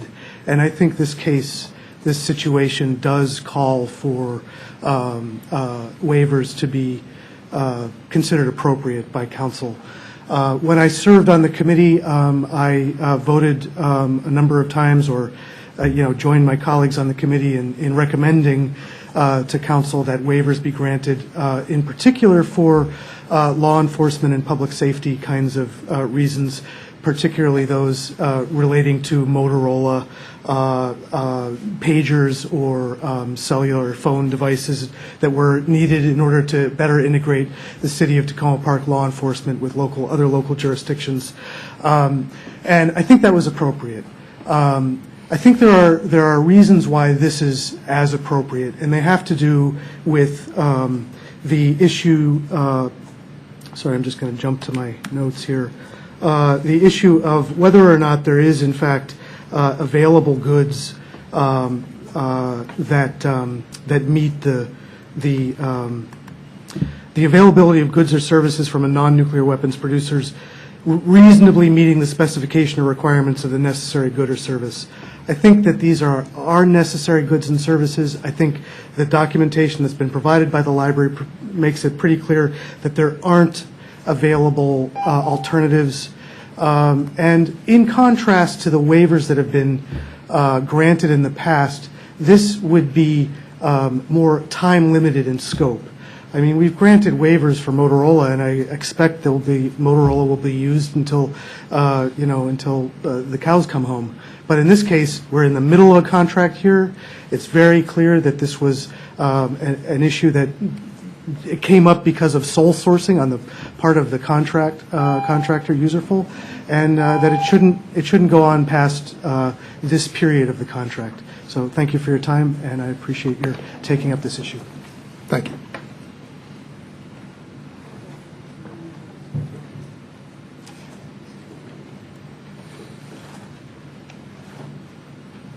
Jay Levy, Baltimore Avenue.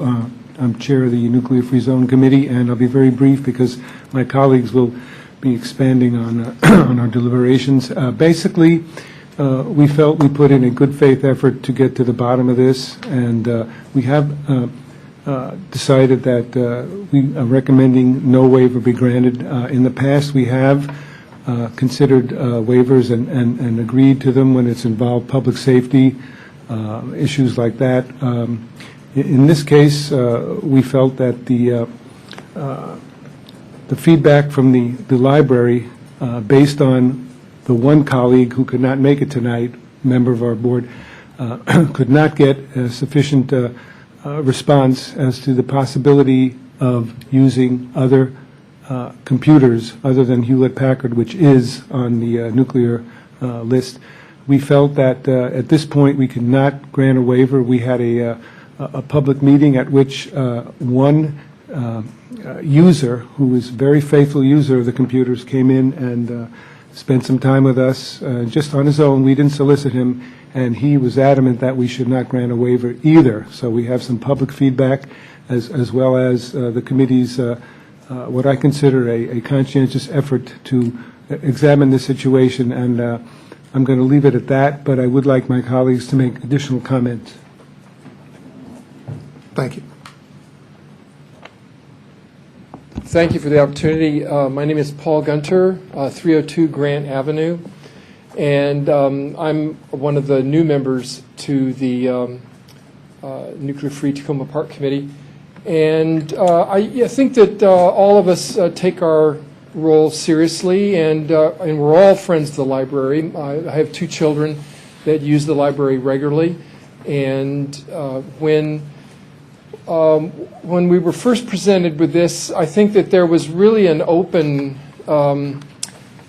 heart to look at this issue, and there was discussion of the waiver, but it really came down to whether or not Rob Reaney was actually the requester of the library for additional information, and it's my understanding, and maybe this should be a point of clarification, but whether I think it's really more about sole sourcing than it is about availability of other equipment, which is not on the freeze list, because it is my understanding that the library did say that after this 3-year period was up, they would never go back to Hewlett-Packard. So it raised the question for the committee whether If the material was available, why wasn't it being prioritized? Again, if the record can be corrected as to whether or not that the library did say that they could move away from this contract after 3 years and not return to Hewlett-Packard, I think that would have facilitated our decision.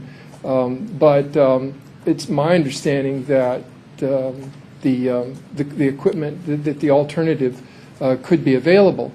So, and I was persuaded by the senior citizen who came to the committee unsolicited and said that the ordinance that we have is it is an important ordinance. It's not one to be treated lightly, and that there should be some effort to uphold it when questions remain. And I think that we had reasonable questions that weren't answered. Thank you.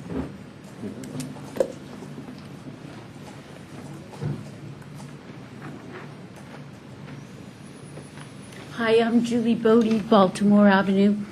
I'm a member of the Nuclear Free Committee. I doubt if any of us on the committee failed to appreciate the importance of community services rendered by the Takoma Park Library and the Computer Center and senior groups. I can't read my writing too well, and I certainly don't. I've lived here nearly 36 years while working at a library much of that time, and on my days off, often find myself enjoying the wonders of the life of the Takoma Park Library. Userful is an open source system employed by the library for many years, seems to have a lot going for it. But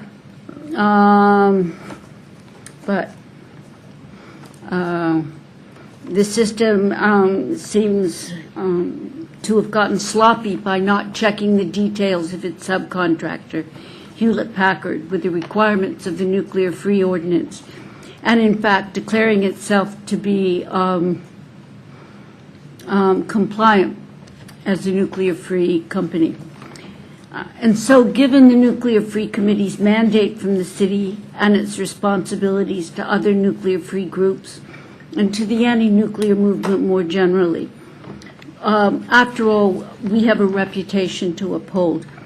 And most basically, on behalf of the long-term safety of the public, we urge the city, to ask the library to require Userful to replace the Hewlett-Packard computers with others, perhaps with the ones it uses for its non-library clients, and to do that as soon as possible, mindful that its contract with the city is already well underway.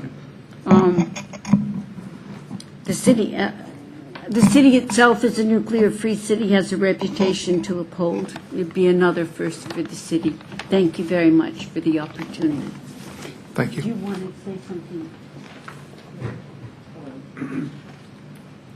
Jay, we'll give anybody else an opportunity to speak, then we'll come back for clarification. I just had a point of clarification. Earlier, it was cited that the committee had granted a waiver for purchase of police communication equipment. That is true. That was granted because, from our point of view, the city was forced to purchase that by the county. For those of you who weren't around at the time that waiver was granted, it was not a question of Takoma Park itself making a purchase. It was a piggyback on the county. The system had to be completely unified, so every single jurisdiction was required by the county to purchase that Motorola equipment. That's why we granted a waiver. Thank you. Anybody else wish to testify? Okay, I call this public hearing to a close. May I ask a question and follow up? Councilmember Grimes. Yeah. Since the comment was made by a Tacoma Park resident in a public meeting of the Nuclear Free Zone Committee, would you tell me who the resident was who commented? He didn't leave his name. Really? Okay. And He's in the library every day. We can get it to you. No, it's not that important. I wanted to make sure that we got a chance to, was there any clarification about what you all said? Mr. Gunter was saying something about at the end of this contract with Userful that they would not be using HP. That's what I understood him to say. And can you just, I want to make sure we understand what the issue is here. Yeah, and I'm a little confused about which question needs answering, but as far as the HP computers are concerned, no, it was never understood specifically that Userful would not use HP computers again. They have provided other computers in prior contracts, and they're currently working with ViewSonic overseas on a system that's not really suitable here and it's not available in the United States. And our hope is that as we keep working with them, there will be alternatives available, but there are not now. So no one ever said that they would cease using HP computers as a certainty. That was just. Okay. Did you agree? Right, we don't know what they'll be using. Right. Right. Because they didn't use HP before, they changed to HP this time. Right. Okay. Last year. Okay. And can you just give a little bit more detail about the Userful system, why you chose to use that system? Are there similar systems that other vendors provide? There wasn't, Rebecca, you need to come up here with me, but there really is no system, nor was there, that provided the same capabilities that I sort of described in my introduction, that allowed us to proceed. It was a complete turnkey system, and on that basis, we had the sole source approval to go ahead with it. Have you recently resurveyed the market to see whether any other systems have emerged? Yeah, I go to computers, yes. You have recently librarians. resurveyed. Research is our nature. So the market hasn't changed? The market hasn't changed. Okay. Technical. But I can tell you some of the features if you want to know why a turnkey system is so great. Could you use the microphone? Sorry. Could you use the microphone, please? Oh, sorry. Otherwise, you have to try and purchase all these things individually and try and make them work, and they're not going to work with the Linux open source. The computers each support 6 to 10 stations. We tend to use only 4 to 6 on any given one, so there's no particular competition over bandwidth availability. But it's a very green and environmentally sound solution because we're using only, I believe, 6 computers to run 28 workstations, something like that. The operating system, again, is Linux and open source, which is a virtue to some of us. Authorization uses anonymous access to computers is something that libraries no longer do. People love to use public computers because they can be anonymous. Okay, so stalkers, people who prefer kiddie porn, et cetera, gravitate to places like libraries and people who offer public. We know who is on every computer, and we can go back and find when they were on and so forth. We can track things down. Not what they were looking at exactly, but we do have this control over the use. So one whole component is this authorization component, and we don't issue separate IDs. We use the library cards, and there's an interface with the library card database. Filters, we have multiple filters, and they're applied according to age, and the filters are used differently in the different locations that we have them. Printing, Users get printing options in rooms A and B. They're sent to a print server. They put their money in a VIN unit. It comes out the printer. All that's integrated in. Okay, the whole question of printing. Guest pass system. We have a whole guest pass system that works with this, where people who have come to visit their relatives, they've come from out of town, they pay $5, we give them a guest pass that's good for 2 hours. It's also not anonymous. There's a number that's associated with their access, and that's stored off-site at a remote computer. Time management system, the whole software business that controls the number of logins per day, session length, et cetera, to try and give everybody who wants it access, to keep somebody from sitting down and being on for 10 hours. It's multilingual. The browser and word processor interfaces are available in the user's language of choice. There are over 30 languages, as are the user policies. Policies are easily modified. There are 2 control panels that I use frequently. I can change use policies, filters, printer setups, everything. There's a very nice interface for me to be able to exercise a lot of control. We can monitor behavior in the sense that if somebody causes us lots of problems, we can go back and say what card number was on at what time on what station. Okay, this has come up because I've been to court a couple of times in the last 6 months. Privacy concerns, so that I can see who was logged on and when. None of us can see what they're doing. This is very important to librarians, perhaps more to us than to the general public. But we think what you do is private, as long as you don't go into the area of porn or something. And so the only people who can ever see what people are doing are the tech staff in Canada. And they never look unless I call them. And a couple of times over the course of the years, I've called and said, we've had complaints about what so-and-so on station such and such is doing. Will you check?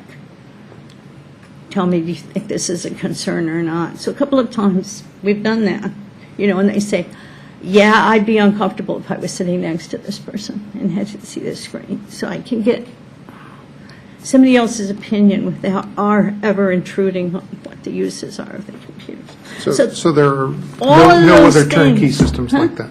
That's what the turnkey system does. All these separate little pieces all work together. And it takes very little on our part.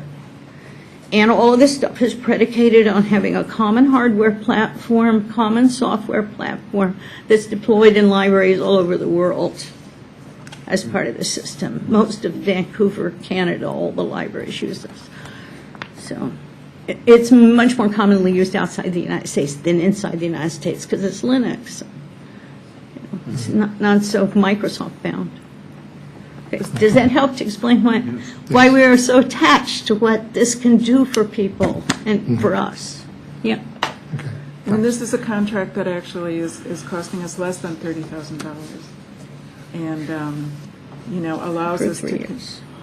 Yeah, for 3 years. For 3 years, it's less than $30,000. We're getting licensing, we're getting support, we can go forward with one staff person in the computer center at any one time. And that's, that makes it feasible for a small library to manage something like that. It really, as I said, almost virtually runs itself. But right now, service is very degraded because this has gone on for months and months with old equipment, old software.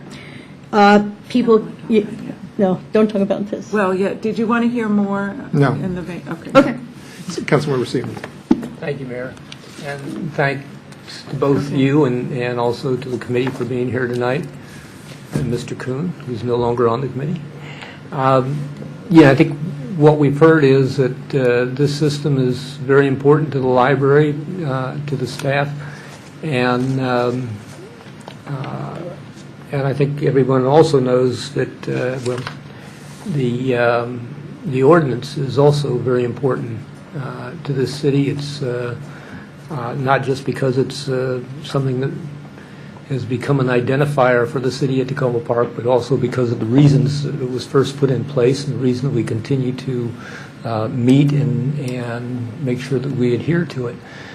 I wonder, Ellen, if we could chat again a minute. I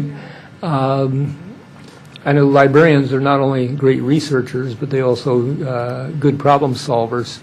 And this is something that is, this system is important to the library, and yet we have this conflict because we also have the ordinance that's very important. Have you determined any way to resolve this problem? No,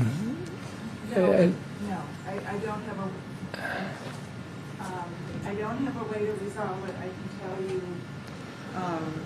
a little bit more about what will happen, what is likely to happen, certainly in the short term, if we can't go forward with this contract or with these computers, and perhaps touch on what might happen in the long term. But I don't have a way to resolve.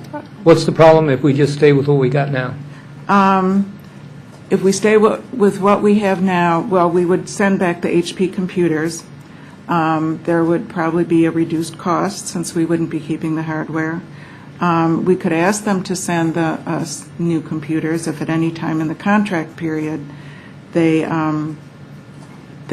had an alternative that they could make available to us. For the remainder of the contract term, Are the HP computers installed yet? Or? No. No, they're still in the box. They're still in the boxes.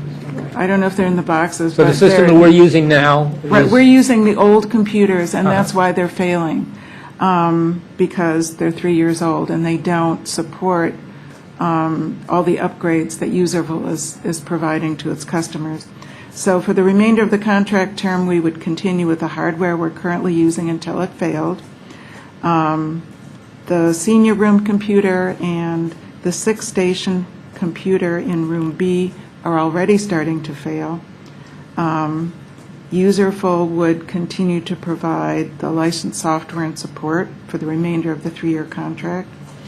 And as I say, the computers we have now are out of date in terms of they're not being able to support the upgrades currently provided by Userful. And Rebecca has many examples of that, too. Yeah, I've also gotten feedback from residents and that about the computers and that they seem to be slower than they used to be, I think is probably the way I could best paraphrase what's been told. Right, that's true. We'd have to look at possible alternatives as the computers failed. We could possibly eliminate service in one of the rooms and let people who have laptops or tablets use the space and staff support using those tools. We could swap out the Userful computer currently in the library, which is on a different contract cycle and therefore newer. I mean, none of these things would be recommended solutions. They would be alternatives we'd have to resort to if we had to send these computers back now. I would just, I think, at this point, I find the whole thing very disappointing, and that's not to accuse anyone of anything. It's just we've kind of gotten painted into this corner. And I guess I would be in support of a temporary waiver, not one like we did with, as Jay said, with Motorola, where it was an indefinite, kind of a waiver for the indefinite term. But I would support a temporary waiver, and I guess that would be for 3 years, and that at the end of the 3 years, we have an alternative. And hopefully it would be an alternative that allows you to use the vendor you want to use at the end of 3 years. It would certainly buy us some time, and it would, Userful we'd have the opportunity to work with Userful, and hopefully within that period of time, there will be other alternatives that they can give us, as they have in the past. But it's kind of a ugly alternative because, again, I go back with the importance that the nuclear-free ordinance has for the world, not just for the community, but for the world. Absolutely. Thank you. I was just going to follow up on your line of inquiry, because what I've heard is that the current service of the equipment that you've got is degraded enough that it's affecting people's ability to use the system, and that What I heard about was a lot of people who come in because this is their way to have access to a computer, so they wouldn't be coming into a room that might be kind of repurposed for people who have tablets or other things. They don't have computers. Right. And in many cases, they're people who are doing job searches on this. Absolutely. Because they're out of work and they're desperately looking for work. Absolutely, yeah. I mean, it's true, those wouldn't be the best ways to use those rooms. I mean, ideally, they should continue to be used for the purposes that they were intended for. Because I'll just say on this whole question, I think it's accurate to say I've been an ardent supporter of the nuclear free zone ordinance ever since I've been involved in the city. And I, at one point, was council liaison to the Nuclear Free Zone Committee and attended meetings, and I've always been supportive. But I have to say I'm in support of a waiver this time. And part of it, I wanted to address Julie Body's point about we have a reputation to uphold. And I think the reputation that we want to uphold is that we have a viable ordinance and it's meaningful and fulfills the purpose of it.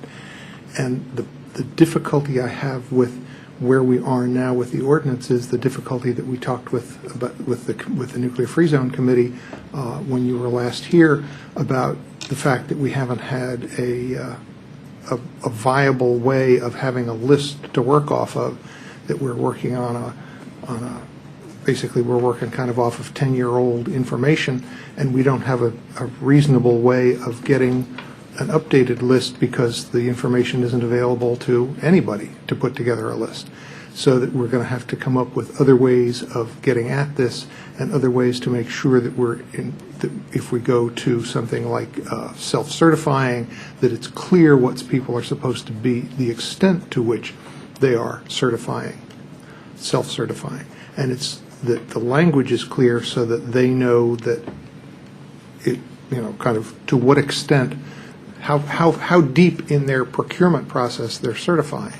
So I think because of the changing world that we're dealing with and the fact that the ordinance was well written for its time, but it's almost 30 years old, and we may have to try and come up with some ways to make it so that we can be proud of that ordinance and that we can have a reputation that's deserved and is easy to uphold. So I think, given the circumstances we're in, given the what I think of as the sole source nature of this at this point, I'm comfortable supporting a waiver. Other comments from my colleagues? We have a resolution. Would somebody like to move the resolution? So moved. Do I hear a second? Second. Moved by Councilmember Mayo, seconded by Councilmember Siemens.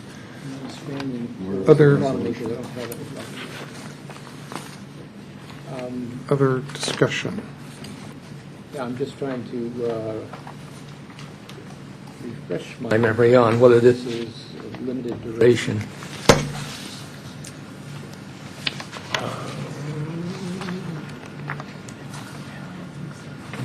I doubt it is. I don't think it is. You should have the resolution. Is that what you're looking for? Pardon? You looking for the resolution? No, I have it here. I have it in front of Okay. me. So it's anyways, I would like to make it for this. Well, for this 3-year period. it's authorizing a contract, and it's a 3-year contract. So there would need to be an additional authorization of a contract 3 years from now. Am I correct on that, City Manager? Well, we have begun a 3-year contract. We are in Right. it already. So the waiver would be for this contract. If that's your decision, Right. yes. But it would, the council would then have to come back to it if there was this question again in 3 years. We would be right back where we are right now. It's not an possible. indefinite. It's the hope would be that would not be Right, but if there were, so this, if we grant a waiver at this point, it would be for this contract, not an indefinite waiver. Which is the same as for the Motorola Right. waiver or any other waiver. Right. What is the duration of the current contract? When does it expire? Well, we're several months into it, so I'd have to double check on the date. Roughly, approximately. January of 15. Okay, so it's approximately 3 years. Yeah. I don't agree with this. It says the city council has determined that the provisions of section so-so of the city code shall be waived for the purpose of accepting computers supplied by the Userful Corporation for the Computer Learning Center. I would just like to add in that a date specific of when that would terminate. And I think Councilmember Mayo pointed out the problem with this is it's probably worded the same way that our waiver for the Motorola radios was. I suggest a specific language. And in that case, we continue to buy Motorola radios and will into the future. Yes. I'm going to look to the library director, see if she has any concerns about this, but what you may want to add, Councilmember Siemens, is in Section 2, it should say shall be waived for the purpose of accepting the computers, blah, blah, blah, for the term of the contract approved by ordinance 2011-52. Would that be? Would that be a friendly amendment for Mr. Mayo? Sure, yeah. And I'm the seconder, so. Okay. I mean, yeah, it gives us time, gives us Yeah, a period of time. it specifies it's for this contract period. Right, I understand. Yeah. Question is that if we get these Hewlett-Packard computers, they get set up, it's likely that they're going to last physically, that they will endure longer than 3 years, hopefully. I mean, that's usually the intent of these modern-day computers, that they do last longer than that. My question, does it make sense at the end of this contract to sort of imply that the library is going to have to dispose of perfectly usable Hewlett-Packard computers in favor of going out and spending more money on some new ones when the ones we have are working just fine at the end of this contract? Well, the nature of the contract is that they replace, they send us new computers in a new contract cycle. We keep the old computers, and actually we deploy them for other things. We're using multi-station computers in the library to allow people to access the catalog, because we can do it with one workstation instead of several. So, they are used and they would still be there, and I hadn't really contemplated that they would be destroyed at the end of the contract. But they would be replaced in the Userful system by the new computers. Yes, I mean, that's the nature of the contract. It's the cycle of the contract. Yes. But if you're still using the computers in the city, then you're violating the nuclear ordinance. The ordinance is about contracts, it's not about use. Right.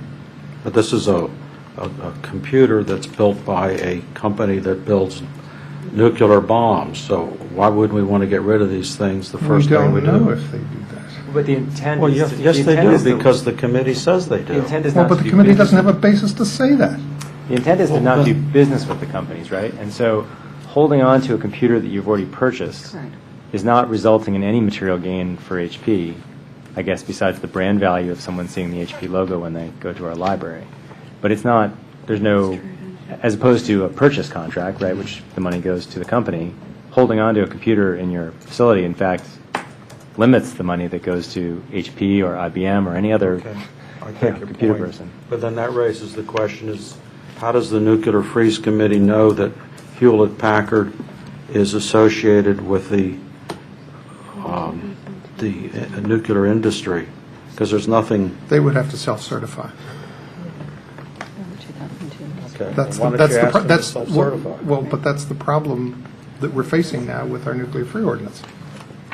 There is not a good I think way. we got off on a tangent. But, right, Over I here agree. for tonight. Well, this is just incredibly dumb. I just want to point out, we reuse the computers because the catalog actually is multi-stations for people are accessing using one computer. but we use the ones after the contracts are expired because just going onto the catalog or the electronic resources isn't as demanding as what people, they're limited to that. In fact, there is no working catalog in the children's room right now. It's been broken with a sign for 6 months because it's awaiting the cast-off computer from the other room. So this it's like Legos piling down. Right. So there's been no working catalog in the children's room. Yeah. Because they're supposed to get B4, which should have been replaced with what's in the equipment room. So the effects just percolate through the library. Thank you. Did I miss anybody who's, Councilmember Grimes? Yeah, I'd propose another amendment, which would be in the resolved clause, which is to, if we can find a way to do this, and you're willing to undertake it, or I should say, you're able to undertake it, that city staff shall engage the Useful Corporation regarding the future porting of their system to a compliant hardware platform. Our intention is certainly to work with them toward that end and has been. I would codify that here. You got the language? Sure. I don't have language on that. City staff shall, you use the term work with, shall work with Useful Corporation to ensure is too hard a word, too restrictive a word, but think of another one, to ensure that future that the useful platform is, that the useful system is ported to a NFC compliant platform to what's a better word than ensure? You're the librarians. So, yeah, she'll work with... To encourage the porting Yes. of the useful Yes. system to an NFC compliant platform. Yes, that's always been our intent. And, we've had discussions with our colleagues at Useful throughout the last couple of months, and, it isn't possible now. I don't know for sure that it'll be possible later, but that certainly is our hope, and yes, we will be working with them and Does the clerk encouraging them in any way we can. have language City staff shall sufficient? work with Useful to encourage porting of the Useful system to an NFC compliant platform, Right, okay. hardware platform. And I'm sorry, where would this go exactly? This would be section 3, all the way at the bottom. The therefore part? Yes. And that's acceptable as a friendly amendment? And Yes. the seconder? Okay, we've got that. Anything else? Okay, so public comment on the resolution as amended.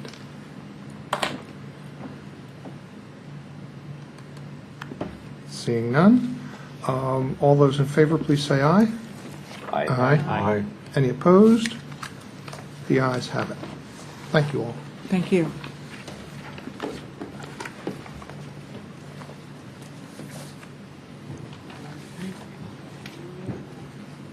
We now move to agenda item number 6, which is a first reading ordinance adopting a pay scale for police officers. Would somebody like to move the ordinance? I'll move the ordinance. Second. Moved by Councilmember Schultz, seconded by Councilmember Mayo. Any council comments on this first reading ordinance? Anything that the city manager needs to say on this one? No, the only thing I would just note for the record is that we periodically do a market study just to make sure that our pay grades are competitive and that we're able to attract and retain quality employees. That study was completed earlier this year. The executive summary of that report is included in the agenda packet for the council's reference. And what that study indicated is that on average, the city's pay structure is currently lagging the market. So the 3 ordinances that you're about to consider would bring us up to market competitive pay for the various pay grades. Thanks for that. Any additional council comments on this? Any public comments? One question for the Yes. city manager. We had talked about the data on sort of where our staff fall at now. Were you able to pull together that data, or could you No, just I get it for me in the future at some point? Yes, and Councilmember Mayo, if I can just clarify, you had indicated in your email you were specifically interested about the police positions. Are those the ones you're specifically interested in? Correct, yeah. Okay. Yeah. I will get that information to you this week. I apologize. I just simply didn't have time today to pull that together. Thank you, that's fine. And there's no rush, it's just really for understanding. For the benefit of other council members, what I had asked was, what's the distribution of our salaries in the different tiers, so essentially along the columns and rows? How does our staff break out? Where do our personnel fall? What's the distribution of people? Okay. I think I checked for public comments, so we're at any further council comments before vote. Seeing none, all those in favor, please say aye. Aye. Aye. Any opposed? The ayes have it.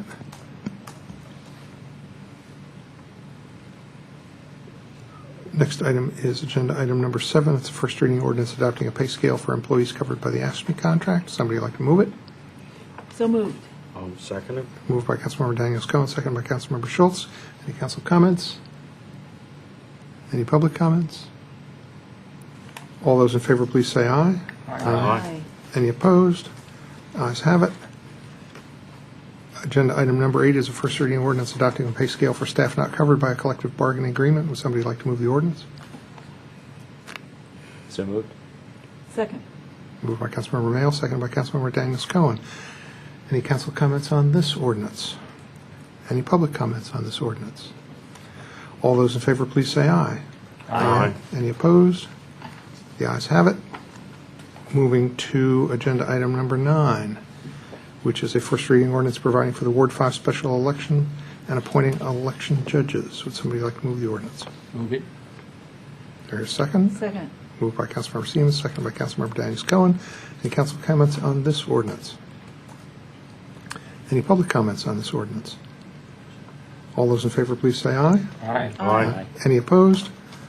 The ayes have it. Moving to agenda item number 10 is the consent agenda. We have 2 items removed from the consent agenda. Those remaining are item C, resolution providing for appointments to the Commission on Landlord-Tenant Affairs, and item D, resolution providing for appointment to Board of Elections. Somebody would like to move the consent agenda? I'll move it. Second. Moved by Councilmember Schultz, seconded by Councilmember Siemens. All those in favor, please say aye. Aye. Aye. Any opposed? Roll call. Nope, don't have to do a roll call because it's just resolutions.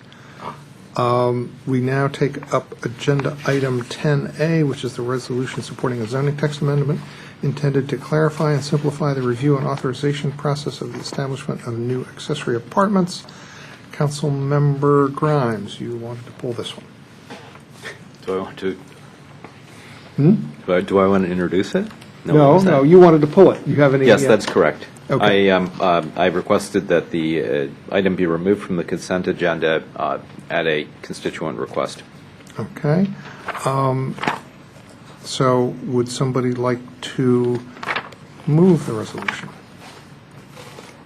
I'm happy to move it. I move it. Second. Okay, moved by Councilmember Grimes, seconded by Councilmember Mayo. I'll just point out that this is requesting the Montgomery County Park and Planning Board at their meeting this week to send this to the county council. If the county council chooses to, if there's a council member who chooses to request that this move forward, this would start the process on this, and this is to basically call out this process from the overall zoning code rewrite to give it some special attention, which people feel it deserves. Any additional council comment on this resolution? Any public comment?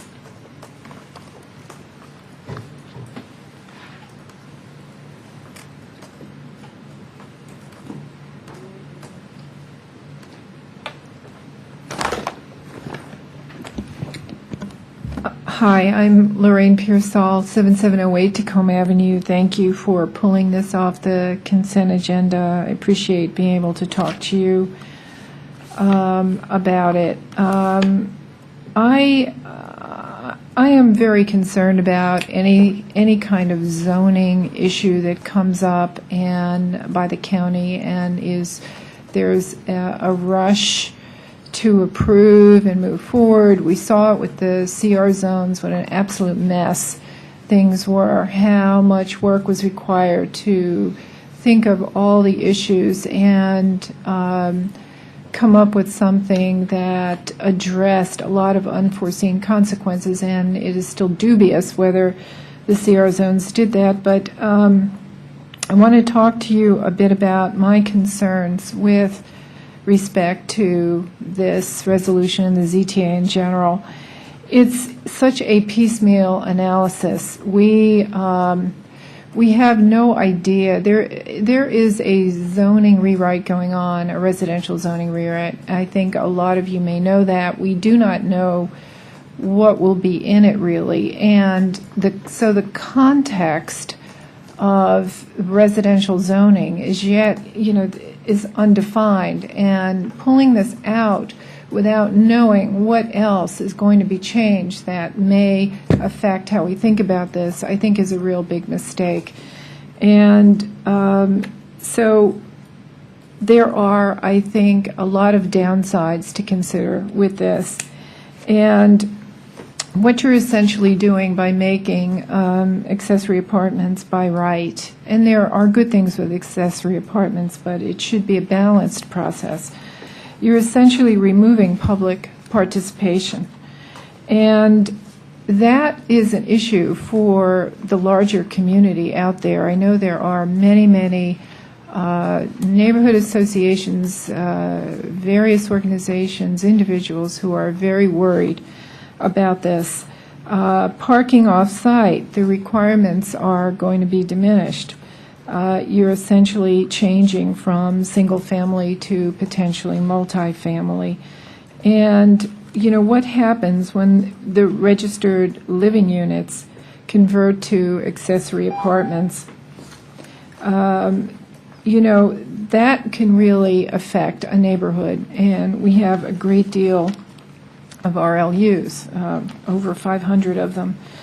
And there is a lot of discussion in the planning board's staff's draft about, 300 feet away, and we'll put all these protective things in the zoning text amendment. But when you read the zoning text amendment carefully, you will see that you can actually get around them all through the special exception process. So in reality, you're left wondering, well, why don't we just have a special exception process that works and that is streamlined? And in fact, there is county council interest in getting this done. And with respect to the commercial kitchens, this is a big issue, making the special exception process work. There's a lot that's good about the special exception process because it does allow community input and notification.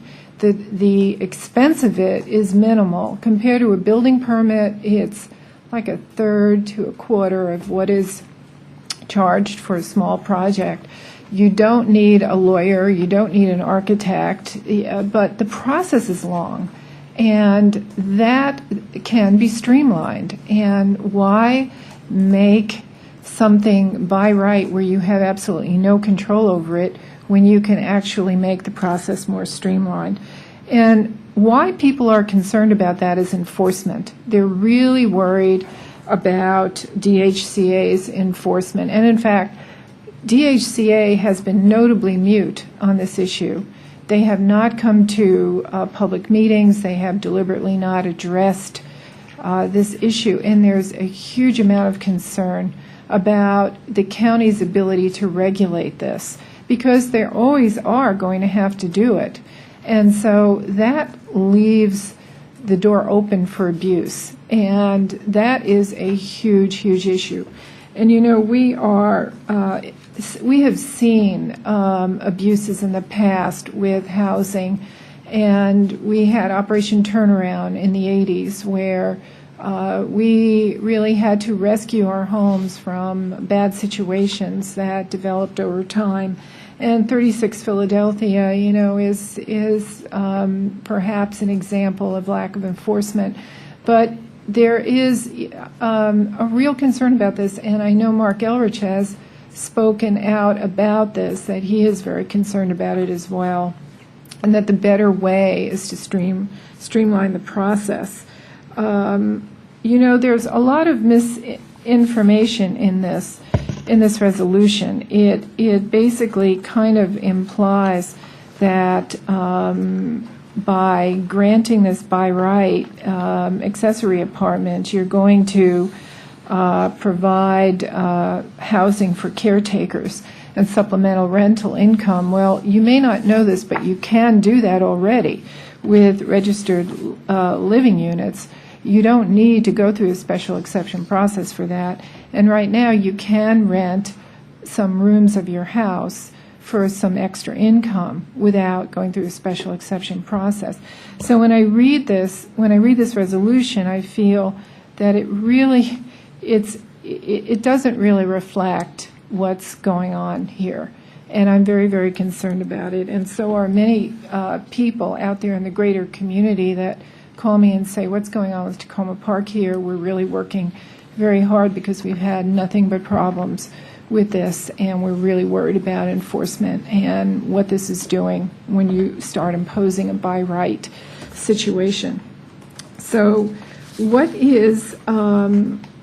the solution to this? Again, stressing rather than approving the ZTA, which is amazing that it ever came forward at this time without the greater context of how they are going to rezone our residential areas. We can say that we really want the process seriously streamlined, but that we don't want to lose public participation, public voice. We certainly want people to be able to do this in a balanced way that doesn't harm communities. But we simply have to also know that we're not overwhelming the administrative end of things, which we are now. And how is this going to work? I mean, it's like it's sprang from the head of Zeus, a planner's head, without any practical grounding as to how this was all going to be carried out. And we have people out there in the community who are very concerned and would love to come and talk to you in a public hearing without Tacoma Park going forward and saying, yeah, gee, this is great, while they're saying, no, it's not great. And this is premature. Please don't do this. Please do not pass this resolution.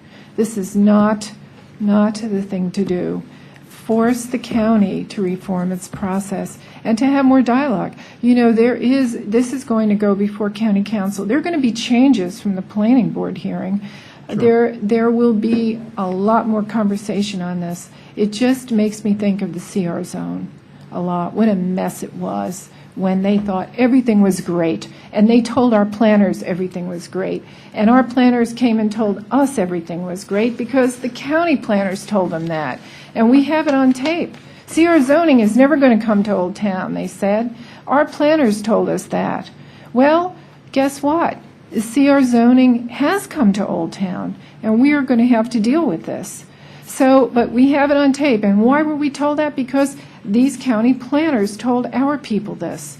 And so we need time to sort this out. Please remember Operation Turnaround. Remember all the problems. What can happen when things are unbalanced? And we are pushing toward a very unbalanced situation with the ZTA. Thank you. Thanks. Sarah, can you remind us of the process at this point in terms of my sense of it is the planning board is considering it. They're considering sending it to the county council.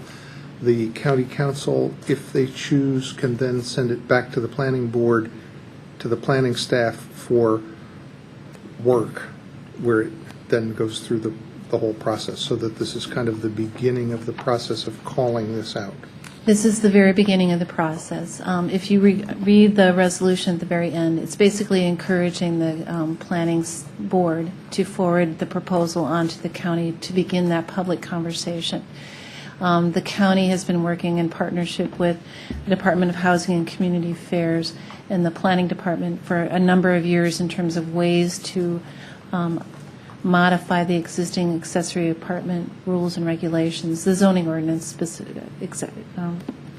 specifically, to address ongoing concerns regarding the process for it. So after many, many years, and given the level of interest in this particular component of affordable housing and housing in general in the county, the planning department elected to pull it out of the overall zoning rewrite so it could get enough attention and not get lost in the process. So by adopting this resolution, you're not saying we love this language. All you're saying is we want to proceed, we want the conversation to proceed to the next level so that we can have a more in-depth conversation with the public regarding what the language would actually be. With the idea that focused attention on this by itself will give it the attention it deserves rather than it gets lost in Correct. the whole big conversation with the zoning rewrite. Correct. And your sense of the zoning rewrite timing, I know they came here and presented. Is there any update on kind of how this relates to the rest of the process?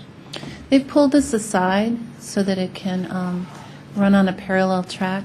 I know that they are in the process, or they're continuing to have community outreach meetings regarding the rezoning text, or the text rewrite for the zoning ordinance, and have had those in various communities across the county to show what's being proposed and why it's being proposed. Do you have any sense about whether the intention by pulling this out is to kind of fast track it before the rest of the zoning rewrite gets done, or whether it's to call it out and run it in parallel so that it has attention but it's not necessarily ahead of? I don't know the answer to that question. Regardless of the intent, there is always the possibility that one will lag behind the other, Right.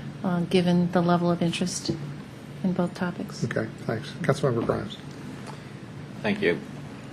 I do note that the resolved clause here does more than just say, let's have a conversation. It does encourage the transmission of the proposal, encourage the formal introduction of the ZTA. So it's more than just have a conversation. It's putting our weight behind the ZTA, such as our weight is. That's all. Councilmember Schultz. I think one of the reasons that I think this is important is that in my ward, I was surprised to find out last week when Roz Grigsby showed us the map that there's only 2 accessory apartments in Ward 6. I think the concerns that the constituents in my ward is that about illegal, unlicensed units that are, for all intents and purposes, accessory apartments, but they've just been put in. And I think one of the things that I learned from Ms. Grigsby last week is that if we can get this part of the administrative aspect of the county zoning ordinance straightened out so that it doesn't take over a year and lots of money, is that you're much more likely to be able to entice and get people to actually go through the legal steps to get a properly licensed accessory apartment, rather than all this crazy stuff that seems to be going on, and we can't ever quite figure out how to catch the people or identify them, because we rely on the county for rental units and all that kind of stuff, and a lot of the stuff falls between the cracks. And so I think this needs to be called out, because it's a complicated ordinance and it's not being, I don't think, properly enforced in all the places that it should be. And when something gets when you have a complicated law, citizens tend to want to avoid it and ignore it if they can. And that's not a healthy thing. So I think we're on the right process, just to say that this matters to the city of Tacoma Park, because we got a bunch of these things in the city. Councilmember Grimes, can you just repeat? You were saying you thought there was something in here that kind of went beyond what Ms. Daines laid out as the. Ms. Daines, I just want to make sure. I was doing something else. I didn't catch which piece you're talking about. Ms. Daines described the resolution as encouraging the conversation, and I was saying it does more than that. It actually advocates the introduction of the ZTA, and implicitly we're asking for it to be introduced. That means implicitly, I read it as we ask for it to be enacted. It's just a clarification. I will have to say, despite my constituents' comments, I would vote for this resolution. So it was a comment. And I will explain that I would do that because I have not heard any. I have not heard any significant objection to this accessory apartments in general from my constituents or anyone else in Tacoma Park, and I don't see a huge risk in the neighborhoods that I represent for the creation of new accessory apartments that would be nuisances to the neighborhoods or anyone. Councilmember Mayo. Thank you, Mayor. I, too, am likely to vote in support of this amendment. Just on the language at the end and therefore clause, the way I read it, what we're encouraging is that essentially that the county council ends up discussing it. And so the way the county council would discuss it is by introducing this particular zoning text amendment, right? So until they introduce something, just like for us, and it's moved and seconded, there's not an issue to discuss except as a sort of theoretically, I guess, a work session conversation. So because we don't use the word, we don't encourage anyone to pass it, that to me this language would be fine. Councilmember Grimes. You know, I'm going to revise what I said just a moment ago, which is that we have heard about a process here of the planning board, the county council, then of course the Fed committee, then the county council, and so on. And there's nothing compelling us to do this right now. I made the remark just a moment ago that no one has complained to me about existing accessory apartments in my ward, and I know of 3, as I mentioned last week, within a couple of blocks of my house, and I don't see any great risk. On the other, by the same token, I haven't heard a lot of clamor in support of the ZTA. I haven't heard from constituents who say, yeah, we really need to get rid of the special exception here. We really need to make this a by right thing. So I'm maybe another alternative would be to table this until it does come before the county council, until it is introduced in the county council. And I will revise what I said just a moment ago, that I would actually prefer that alternative to table this for the time being.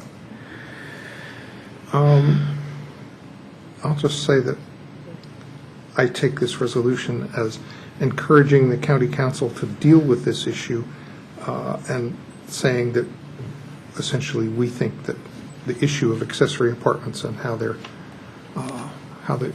county goes about dealing with them needs revision, and I would look forward to the county using their process to call this issue out and not leave it all rolled up in the zoning rewrite, because I don't think it'll get the attention that it deserves. And I think I was surprised to find the concentrations or lack thereof of them in the city. I think it was interesting that from the survey that staff did, that we heard that there were no children currently living in the accessory apartments in the city of Tacoma Park. It would be interesting to see if that were to change, if the proposal coming from planning board staff is to increase the number of people allowed in an accessory apartment to 3, because it's currently 2, and it's the potential that change would make it so that there would be kids which would get the kind of change that how the effect. I know Councilmember Elbridge is concerned that this could have an effect on schools in areas that are already kind of full, and so I think teasing those kinds of issues out is a good thing, to be able to have those discussions and talk about it and give it some attention and decide whether it would in fact be at cross purposes with some other things that the county is trying to do. If I might clarify, the resolution is offered solely as a means of moving the discussion from the planning commission or the planning board onto the county so that it can then go back to the planning board and they can discuss it in a public setting. That, the Fed committee can get involved as well. It's my understanding the planning board will be meeting to decide whether or not to forward it to the county this week, which is why the timing of this. Right, at their meeting on Thursday. Correct. Councilmember Schultz. May I say something? Let me get Councilmember Schultz and then we'll get back. You know, thinking about it here, how do we know that any other municipality or community area in this county is even as concerned about it as we are? I know that the city of Tacoma Park should be concerned about accessory apartments for all kinds of reasons.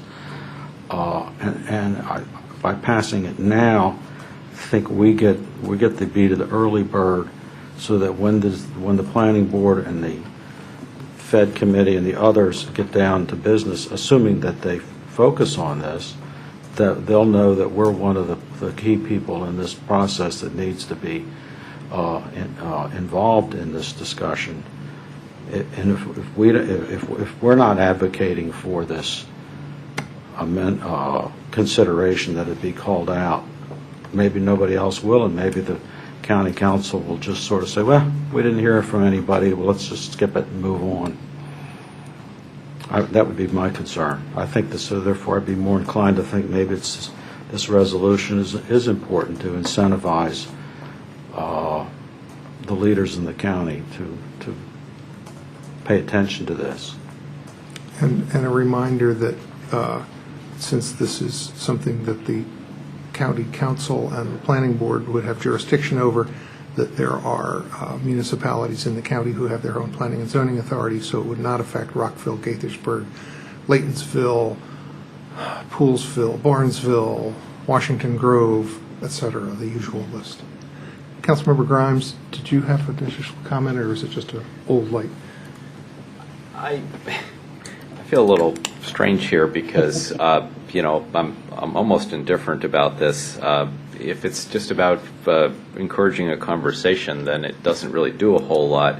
But in that light, according to what Ms. Dane said, I would propose an amendment, which is the inclusion of an additional sentence in the resolved clause, which would say that the city of Tacoma Park offers no other position on such a zoning text amendment. No other position than it should be discussed. That's not the right word.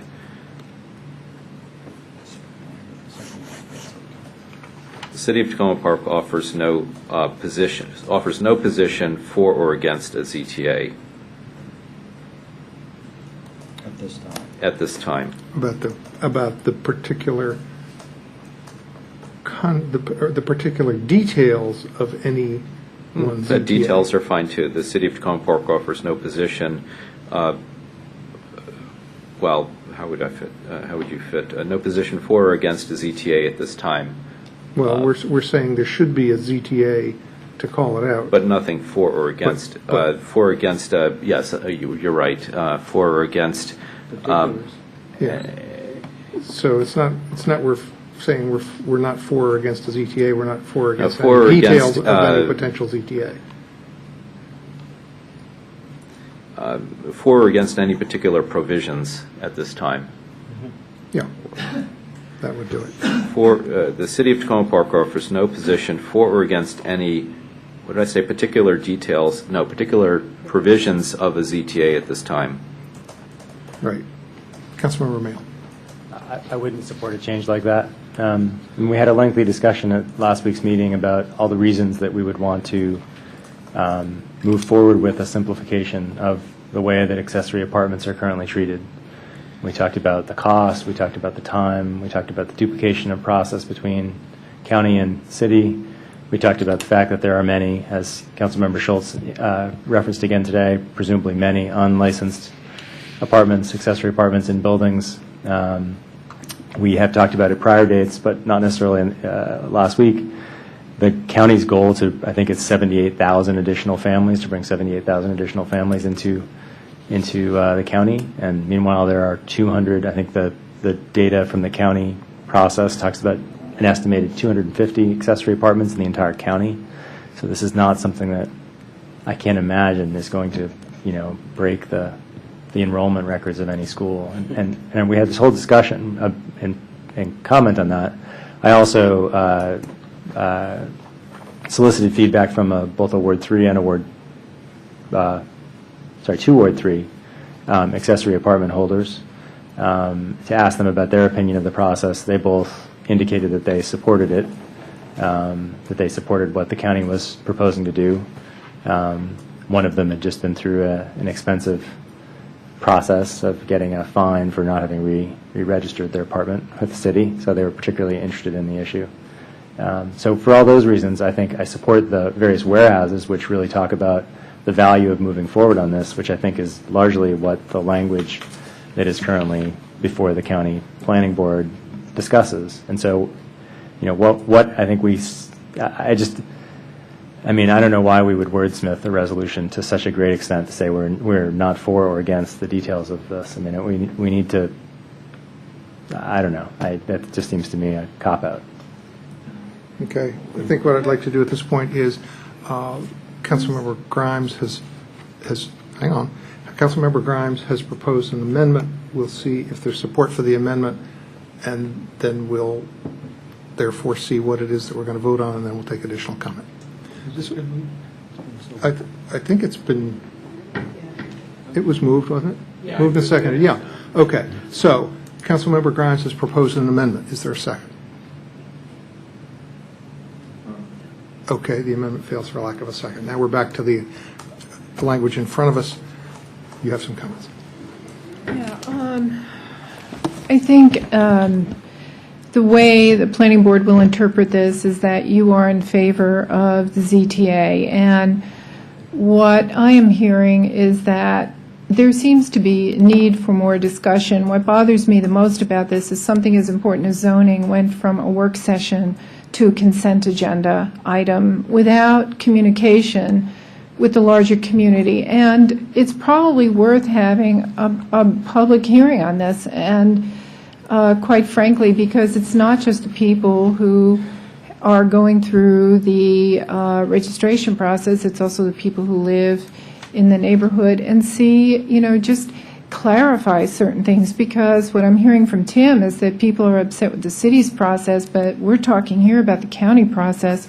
And so there's a lot of confusion about processes. I think more conversation would be very valuable, but rushing from a work session to a consent agenda item just bothers me that there hasn't been enough discussion about this in a broader sense, and it just seems like this is something that's worth it. I don't see how making it a by right issue helps your problems, Councilmember Schultz, with legality and illegalities, and so it really is worth, I think, taking a breath here, because there is going to be more discussion on this. The only reason to rush forward is to have the planning board be able to stand there and say, you're fine with it as written. And no, we're not that's saying we're my fine with it worry. as written. Because nothing's been written.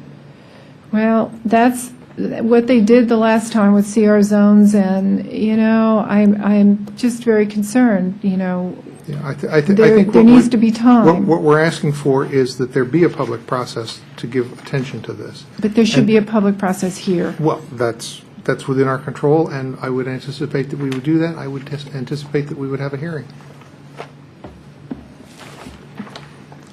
Any additional council discussion? All those in favor of the resolution, please say aye. Aye. Any opposed? Abstain. Okay, that's 5 in favor, 1 abstain.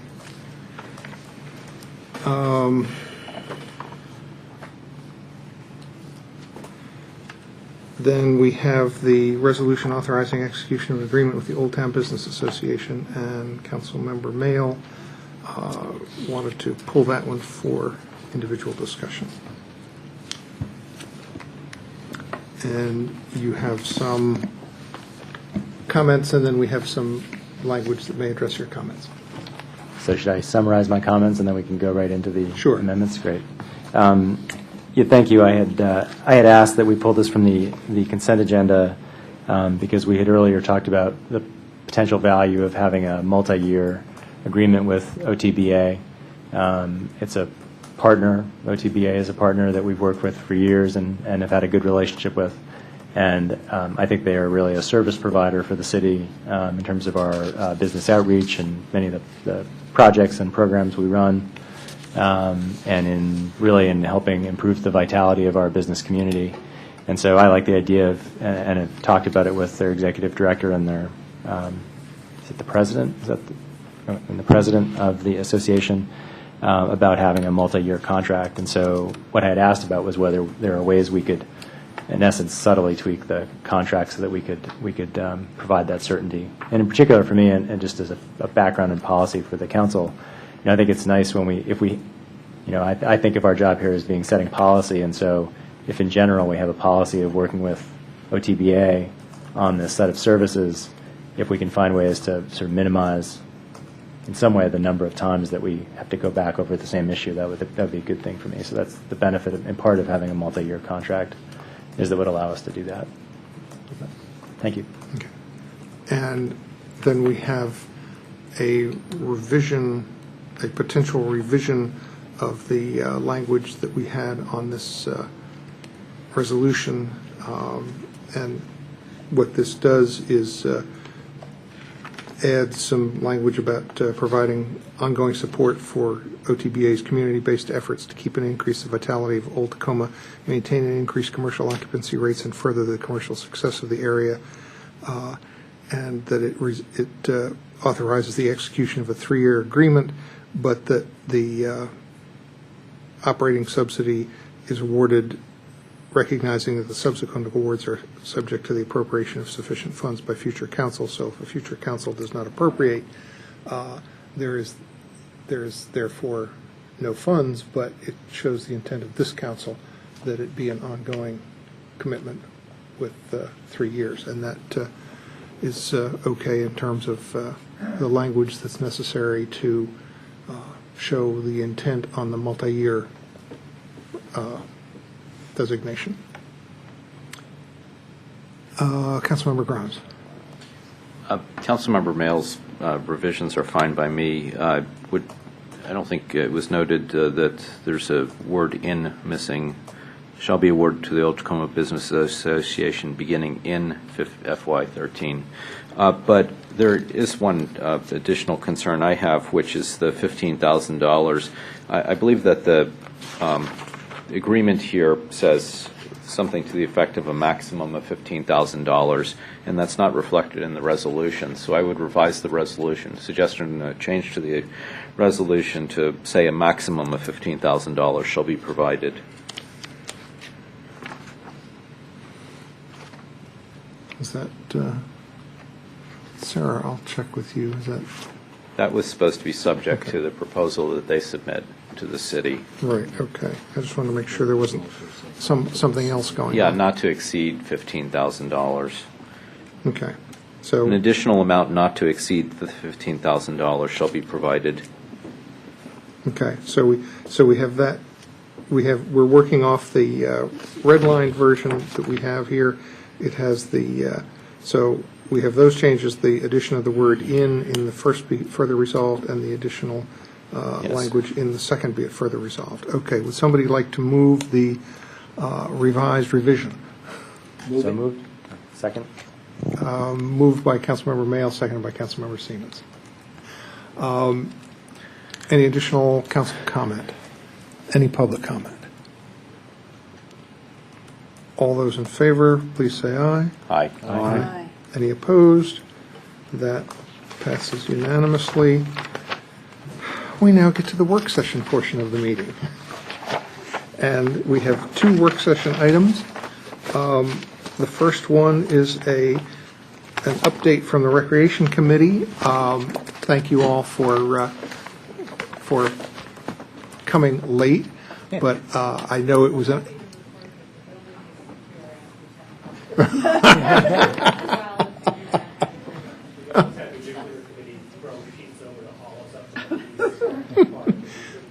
Oh, and you didn't wait for a rainstorm to flood and bring you in on an upper level on an open window? So if you want to come up, we thought it would be a good idea to get a quick update from the Recreation Committee. There was some back and forth about, well, gee, you know, what's the council think about what's going on? And I said, well, let us know what you've been talking about so that we have something to go on. And if it doesn't happen now, it's going to be delayed for a while. So they're here, and it's 11 o'clock, and we're glad that you're still awake. Barely. Jay Keller, 324 Lincoln Avenue, Chair of the Recreation Committee. Cindy Dabella, 515 Elm, Vice Chair. Okay, great. Well, just a quick update.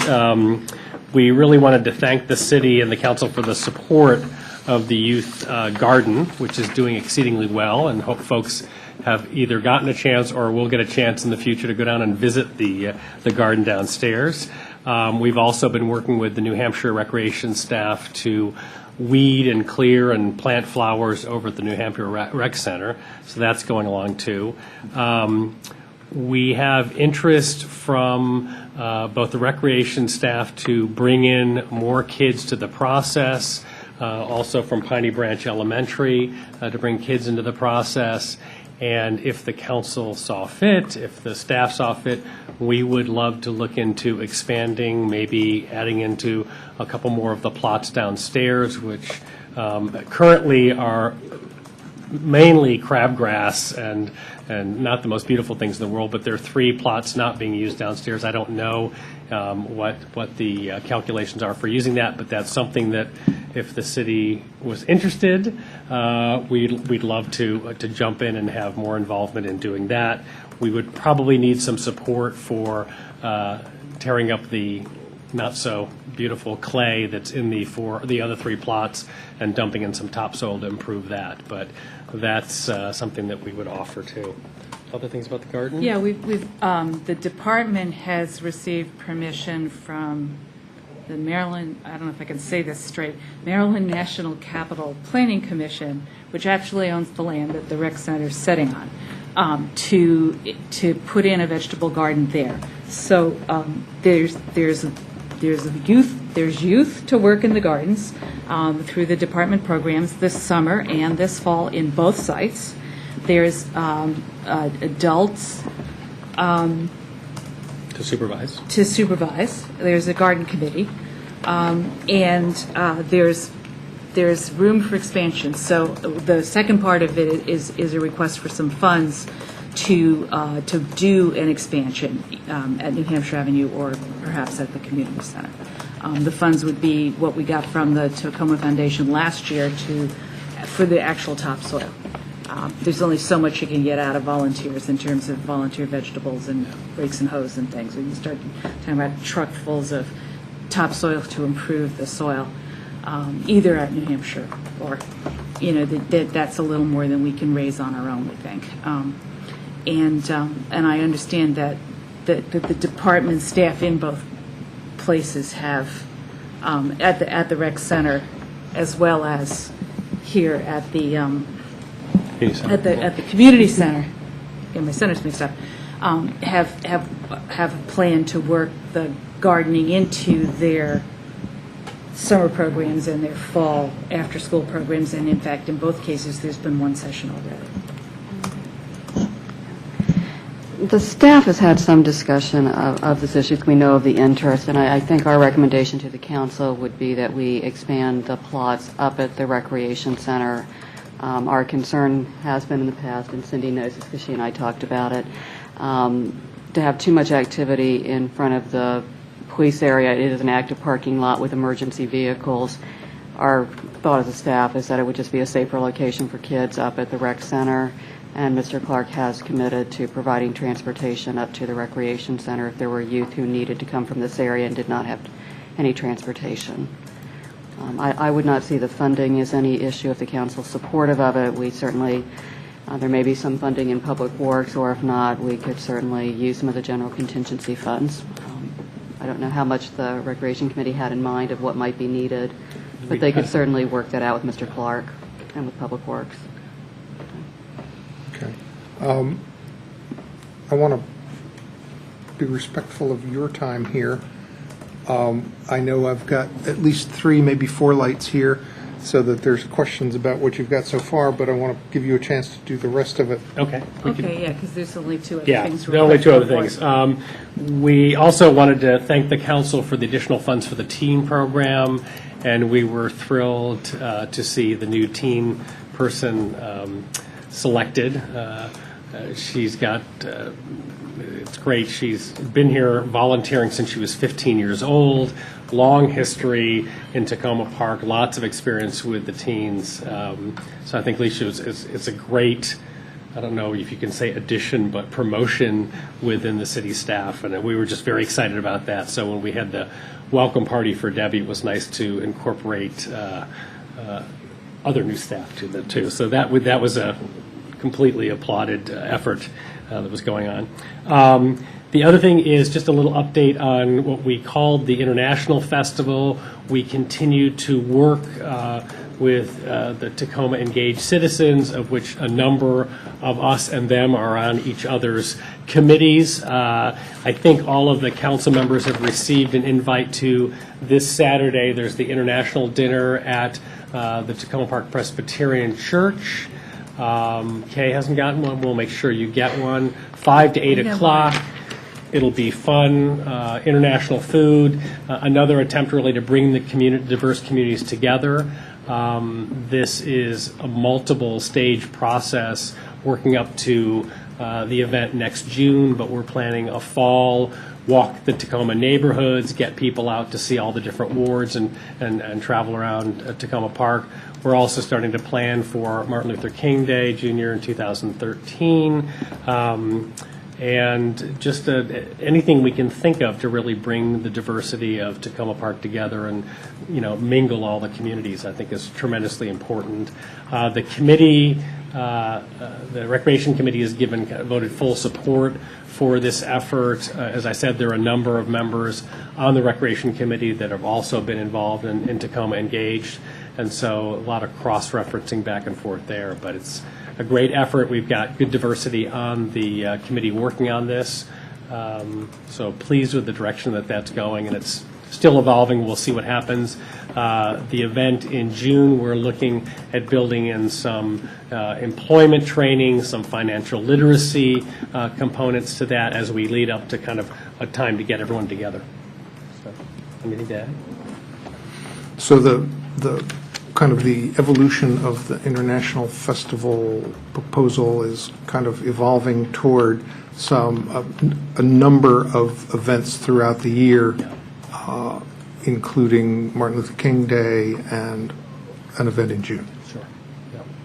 I heard that correctly? Yes, you heard that correctly. And I think within that context, Kay mentioned earlier in the evening the play day we had at Opal Daniels Park on Saturday, and so Pat Rumbaugh, who's the play lady, is on our committee and has been going to a lot of the cross meetings on this. So it's really an effort not to take the thunder from any one group that's operating. We've been talking a little bit to Colleen about how we might pull in Step Up Tacoma and involve that. So I think it's been a great discussion as we find out more and more that's going on and how do we fit everybody into the puzzle. Good, thanks. Councilmember Siemens. Thank you, Mayor, and thank you both for coming here at this hour for a presentation that's very important, but I think it's kind of symbolic to be holding it this hour and see both of you here with big smiles and a lot of energy. I think it shows the enthusiasm that the committee has, and really appreciate that. I think that's what makes it such a good committee. I thank you for all your work. I just had a concern when you were talking about trucking in topsoil. It doesn't seem very Tacoma Parkish to me when we have a mulch pile, and I kind of like dirt myself. It has to do with the way I was brought up, but. You had a dirty upbringing? Yeah, I guess. But grew a lot of things, and you can take clay and you can add some mulch and a little bit of sand maybe and a little bit of manure, and you end up with something that's probably better than topsoil that you're trucking in. So I think it's a mixture of those things. We would use all of those things, but clearly the quality of the soil that's in the plots now, when we did the first one, we needed to do a lot of work on it. And the Tacoma Park mulch needs a little bit of work sometimes. It's got some extra ingredients to it that add to the weed content. So, anyways, I just encourage you to be Tacoma Parkish. Councilmember Schultz. Oh, yeah. Yeah, a couple comments on the plots in the parking lot. It's my understanding that the city is also looking at those plots as possible bioretention areas for the water runoff that accumulates off the various hard surfaces around there. And I was glad to hear Ms. Matthews' comments. On the one hand, I think it's a miracle to be able to grow stuff in what is otherwise a concrete desert down there. The fact that you can do that at all is a testimony to something, endurance perhaps, life. But I just think that having children in that area of whatever age, when we've got cars, sometimes they're leaving in a hurry. Is sort of an anomalous kind of a situation. If we can get those plots to be outside that area somewhere in the city, of course, the rec center is great because that's my ward, and I want to see as much activity there as possible. And I'm pleased as punch that that you've already got that going on over there. The thing about the festival, and when it started out as an idea for kind of a world festival that was going to be kind of a honey of an event. But it sounds like as you think, the committee is kind of thinking through and brainstorming and grinding thoughts together and coming out with new stuff, is that it's looking like more that you're looking at enhancing or some of the existing things like the folk festival, for example, to change add stuff to that and create some of these smaller events to grow to sort of grow this thing so that and give it more time, because I know 6 months ago we were talking about, or is it less than that, doing something in a big hurry this Martin Luther King's Day, whenever it was. And if that's the case, I'm glad to see that, because I was nervous right from the beginning about sort of putting all our eggs in one basket kind of an event. It's so hard to do, and most of the really successful big-time events have gotten that way over the years. They just didn't come out, they weren't born 6 feet tall. Yeah. I think that's exactly right, and the council kind of charged us to go back and involve more of the community and try and get more opinions back and forth from people, and I think it really has evolved into not so much this one world festival, but a process of multi-stages that bring people together. And so the MLK event in January was one that was such a great thing, and such enthusiasm to it that I think the international dinner this Saturday will be another nice part to it. I think as we evolve and do the idea of a kind of walk Tacoma in the fall, that'll be great. So I think this series of things that allow people to plug into it, when if it's just one event, sometimes people are out of town for stuff, so they miss that. Right. And we don't want people to miss that integration. How many people, you mentioned that the committee is growing, that is working on this. How many people do you have? I think there are about 15 regulars on the committee, and then we've pulled in people at different points to do different things. And some people have come to a couple of the meetings and said, well, I can't make all the meetings, but when the events happen, we want to be involved. We want to jump in on that. So, thanks. Councilmember Daniels-Cohen. Thank you, Mayor, and thank you, Jay and Cindy, for being here tonight, because I know we were making mud pies on Saturday also, so never a dull moment. First, tonight, I invited the entire council to take a look at the garden. I don't know how many people did. I did drag one council member out to the bridge, and when he went out there and took a look, he went, wow. I think all of you all need to, in the daylight, go look at that garden that's down in and I call it Tacoma Sahara, in the middle of that concrete earth. It is huge. I mean, everything is just growing beautifully, and that is even without Howard Cohn's watering ability, because he has someone else who's been doing that for him since he's been gone, who shall remain nameless, but it could be me. I want, let's see, I want to say also that City Manager Matthews did receive the first produce from the garden this evening, which I got last night yesterday for her. I picked some cherry tomatoes. There were just a couple that were ripe, so I gave them to her. Would like to request or do whatever I have to do to make sure that we can at least keep the one plot. I want to assure all of you that there has never been an issue with children and cars down in that parking lot. No one drives fast enough down there to cause any kind of an issue. You almost, I mean, the worst thing that's happened is people have backed over part of the garden at times, but with no people. There have never been any people there. But there's no, it's not, the children are pretty much under control. They're not running around. They're actually digging and working pretty hard. Because I mean, I know you've been there. And lots of supervision. Lots of supervision. It's almost unbelievably controlled. So I don't think that's an issue. I'd like to see if we can maybe at least get one more plot. I mean, just one more, because, and I think the dirt in the other three plots is much better than the dirt was in the first one. And I'm willing to, I know you've made the request, Cindy, that I see if I can find my dirt man. I haven't done that yet. I'll see what I can do about getting some earth donated for over at, you know, I hear us about the mulch, but I agree. The mulch sometimes has goodies in it that you may not want, weeds.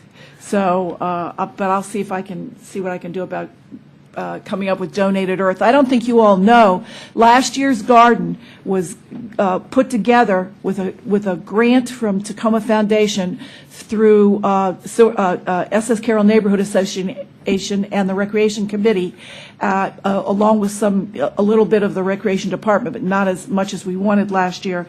And everything that we got for that garden was gotten at either donated or at a pretty heavy discount from Ace Hardware, from Binky's Nursery, from Home Depot. Any place the person who was acquiring the goods could go and get a discount. They threw their senior adult card out and said, "I'm a senior adult, give me a discount." And so we got a lot of the materials at much less cost than anybody. The dirt itself, it was a full cubic yard of dirt that was donated. So it was all, you know, it was all done through negotiation and things like that. So I'd like to see if we can get at least one more plot, if not all three over here, because we can grow some corn. We've got corn growing down there now. They're corn stalks. So it's pretty exciting. I also am excited about the international.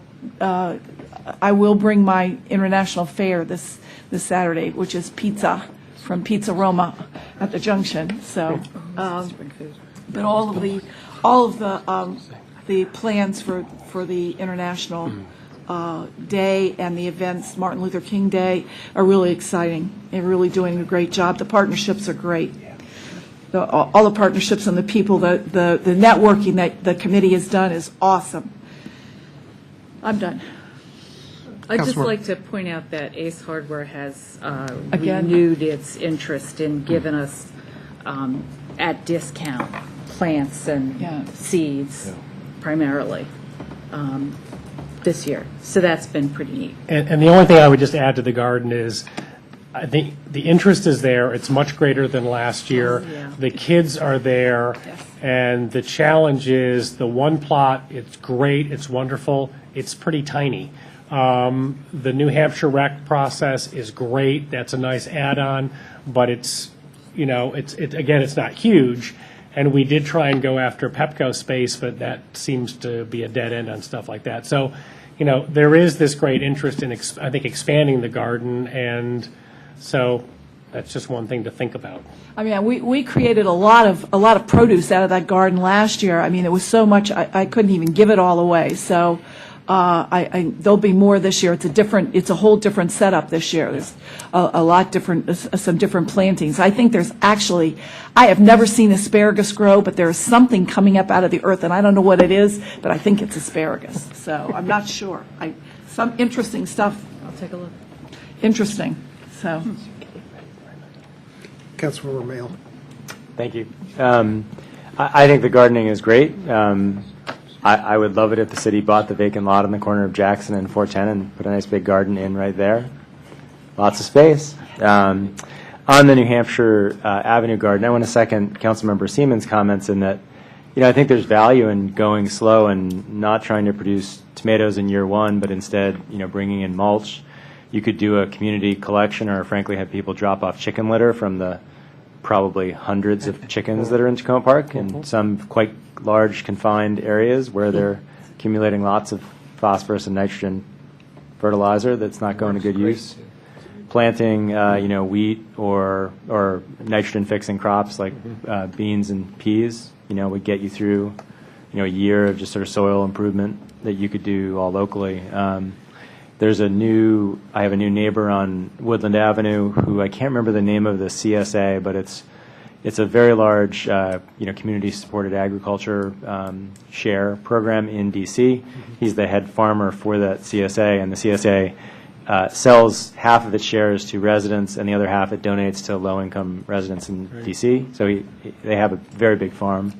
So bringing in people like that to help figure out, and maybe you already have this resource. Yeah, I don't know. That would be great. Yeah, and so I'll touch base with him and connect him to you, Cindy, because I have your we email. could use a couple people who have that kind of background to make the plan for New Hampshire Avenue, because right now it's recycling flower beds and putting what we're just doing, putting in beans, and just kind of trying to boost it up and make it look like it's a vegetable garden, but we need a more serious And some of New Hampshire plan Avenue is there. figuring out, we're going to have to fence it because deer are a much bigger issue. Down here, deer are not as big an issue. It's kind of nice to have armed police to scare them away. But so New Hampshire Avenue, it's a new thing. It's great, but it's a little bit of a different venue for us. Yep. It's not that the police scare them away, it's that the deer know that the police carry guns. That's right.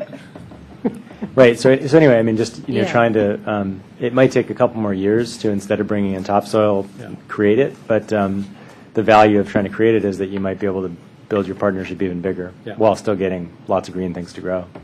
Thank you. Anything else you have? I think that anything else that we're missing?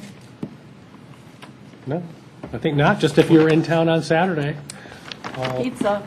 What? Pizza. I'll bring pizza. Pizza, and it's a potluck, and there's going to be music and dancing, and I unfortunately am going to be in cool 111-degree Phoenix, but thank you. And the only other question is just if there was, well, if there is a proposal to add some money to the gardening thing, to let us know about what we need to do in terms of process on that. Okay. Great. Yeah, because it's not just the topsoil per se. There's a few things that we're just Did you running give a out of money figure? for. 1,500. Sounds like that's doable. Okay. Good. Great. Thank you very much. Thanks very much. All Glad that you could make it here at this hour. It's good to have Channel 28 on. All right. Thank you. We're now at our final item for the evening and for the fiscal year. And I'm going to stand up so stay awake. Well, raise it up even higher, and then you'll be even more awake. No, I don't think that will This is our work. discussion of potential legislative action requests for MML and the process that starts now to get ready for the coming state legislative session in January. Yes, it always seems to start almost laps itself the way it works. But I do want to go through a couple of things with you this evening, because when you're at the MML convention, it's very useful to be talking through some of these ideas or getting some other ideas for when you actually do pass a resolution supporting items to submit to MML for their legislative agenda. The city is restricted to 3 ideas, 3 legislative action requests. Doesn't mean that we can't push for more things, and we can certainly do independently, but the legislative committee looks for items that seem to be appropriate, that would help municipalities across the state, and that have some likelihood of moving the agenda along and being adopted. In the package were the items that were submitted last year. One had to do with trying to get some flexibility with state highway signs. Another is to have the General Assembly order a fiscal analysis of the impact of the existing and varied tax duplication laws on municipalities versus the potential impact of fair tax duplication laws on municipalities in Maryland. I'd like to note that Delegate Hickson actually had an item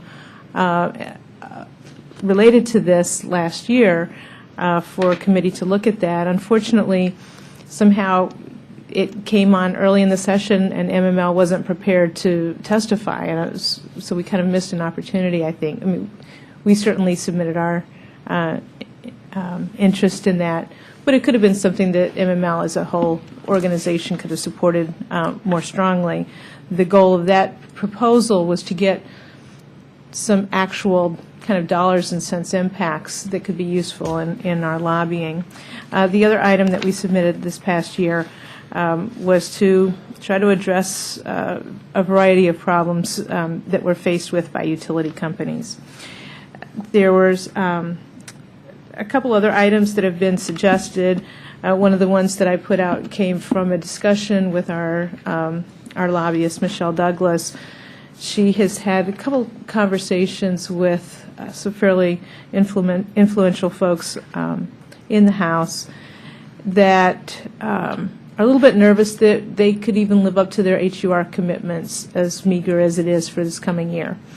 And at the same time, the real concern that kind of came about after the legislature closed, which was that by not adopting what the governor wished to have for support of transportation costs, there's no money for the Purple Line, which kind of came as a surprise to folks throughout Montgomery and Prince George's County after the closing of the session.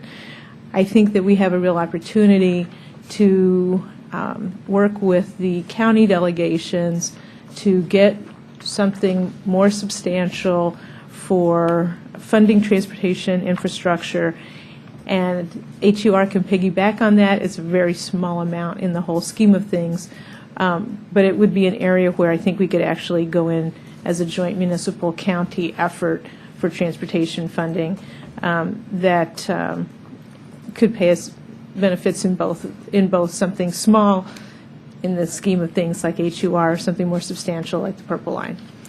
So that's just something that, whether or not it goes through with this, I think it's something for us to consider pushing. The City of Rockville has put forward last year and wishes to put forward again legislation that allows civilians to monitor and kind of calibrate the speed camera citations. Right now, it's a requirement that only actual police officers do that. Chief Ricucci is supportive of that proposal. A number of other municipalities are supportive, so that's something that we may wish to consider. I appreciate Councilmember Grimes putting forward a number of items that we've considered before and I think would want to consider and push for again. One is the bill related to the personal property tax that would eliminate the exemption of banks from paying personal property tax.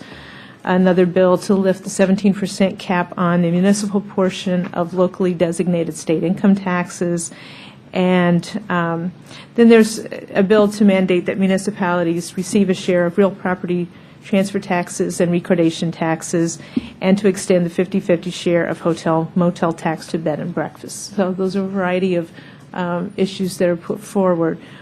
What I'd like to hear from you tonight, if you've got all kinds of ideas and wide awake for that, is to tell me if there's some other items that you'd like me to help prepare. We'll then put forward, kind of narrow these down, put them forward to you, and then you'll adopt a resolution supporting up to 3 items to go forward as legislative action requests. Other things I'm happy to push for kind of independently, but through the MML process, they do limit us to 3. Hope that made sense. And let me just add 2 bits of information on the MML process. I've served on the legislative committee for, I don't know, at least 5 years now, and at the convention next week, there's an opportunity to add your name if there's any MML committee that you're interested in. I've already expressed my interest for the legislative committee again. One of the processes that the committee uses is there's the July 13th deadline where up to the 3 requests are automatically entered as legislative action requests. And then there are invariably requests that come in after that deadline. The committee starts meeting in August, and the first order of business is whether to accept the late filed ones. And it's kind of automatic that they all get accepted. So if for some reason we didn't come up with our 3 by July 13th, and we did come up with them later in July, we could still submit them. They would just have to go through that extra step. And the other thing that I wanted to add was, Suzanne, when you talked about Michelle Douglas's idea about the possibility on some transportation funding and doing it jointly with Montgomery County or Montgomery and Prince George's counties or the counties, that I would say that over the years that I've been involved with the legislative committee, MML has evolved from a place where it tended to be municipalities against the counties to municipalities working with the counties on a number of legislative efforts in Annapolis. And so if there was something that came to MML as some kind of jointly supported idea like that, even if it didn't get accepted as one of the top legislative priorities of MML, and MML generally limits itself to 3 priorities. On something like that where it's a joint effort, MML ends up working on it anyway, so that if that rises to the point of being one of our 3 requests and it makes it to MML's 3 requests, that would be wonderful. If it didn't, it would still have a very good chance of having a lot of work put into it by MML. Council Member Grimes. Thank you. Thank you for putting together this information. I'll simply say that my preference would be to put forward requests that relate to revenue and weighing those requests by the potential impact, the amount of revenue involved, but also weighing in the likelihood of success. So that's just a general guideline. I do wonder if, given the limitation of 3 items, if several can be rolled together. For instance, the various tax duplication can be creatively fit together into a single. We've done that before. We try to. You're in tune. And the MML Legislative Committee in turn has grouped some revenue items under one. There was one year when the city put in basically, gee, there ought to be an umbrella revenue approach, and that became the overall MML approach, which gathered in 3 or 4 other priorities from other municipalities. Yeah, and just as a matter of tactics, sometimes when you bundle multiple things together, that gives the people who receive the request the ability to accept some and reject others, and you come out ahead. That's right. Thank you. Councilmember Schultz.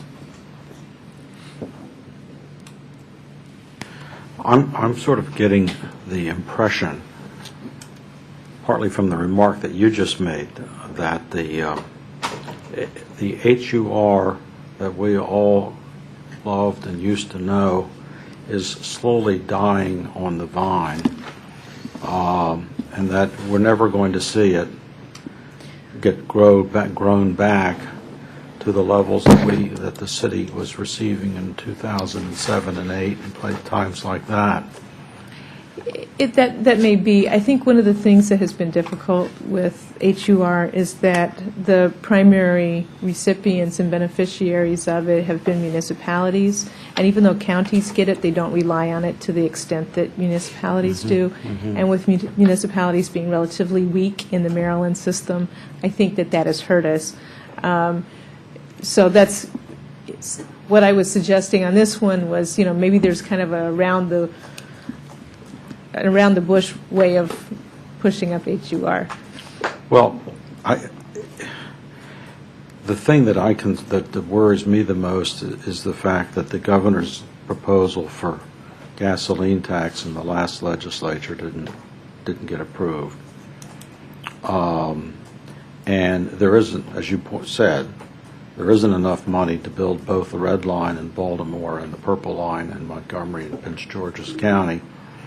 And as the Post pointed out in an article, I guess, about the time the special legislative session ended, that was the reality, is that the Purple Line could be pushed back another 5 years.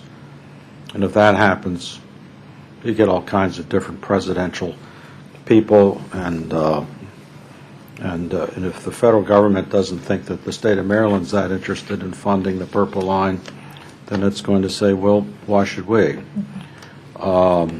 Which would be a disaster for all the efforts that we put into the Tacoma-Langley sector plan. So I think, I don't know how, but somehow or another, I think that we ought to be trying to look out for transportation revenues at the state level, so that the state not only has money to repair infrastructure that we hear so much about that needs repairing, but also that it actually has the ability to build the projects that it's been previously committed to, and the Purple Line is certainly in that category. How we get to that level, to that point, revenue-wise, whether it's through gasoline tax or some other source of revenue, I would really hope that the state legislature could figure that out, maybe with MML's help. I don't know what else to say on that, but that's got me concerned. Councilmember Mayo. Thank you. Just one amendment to Councilmember Schultz and Grimes' comment about the sort of fiscal priorities. I'd also want to weigh a factor not doing harm. So I'm assuming the state budget climate will not be easy next year, and I don't want to introduce some subject which has the potential to result in less money rather than more. Just a process-related question for city manager. I'd rather, or the city manager and the mayor, in terms of scheduling this sort of information, I'd love it if we got this sort of information 2 months ago and could have started thinking about it, seen the form in advance. Now, if I were more forward-thinking myself, I might have gone out and found it and been able to track it down that way. But just if we had more of a heads up, more time to really work on this, that'd be a great thing. For me, one of the things I would be interested in is, we know a little bit about, or a lot about, our own past priorities. But if there's any way that you can look at some of the legislative ideas that have been introduced in years past that, in your mind, seem like they might be of most relevance to this council, then instead of reinventing the wheel, if there's something we can pick back up again. I'll put that in the information to you coming up. Kind of got help. This has not been the best couple weeks, so didn't prepare that for tonight's discussion. We did go through legislative action requests just after the election last year. It was a very awkward time. Fortunately, and I apologize, I didn't give you some extra time. The forms are pretty much the same, so we'll be familiar with them coming forward. And I do listen and want to hear any time you have a legislative idea, because I kind of have a cheat sheet that I keep a list of those things.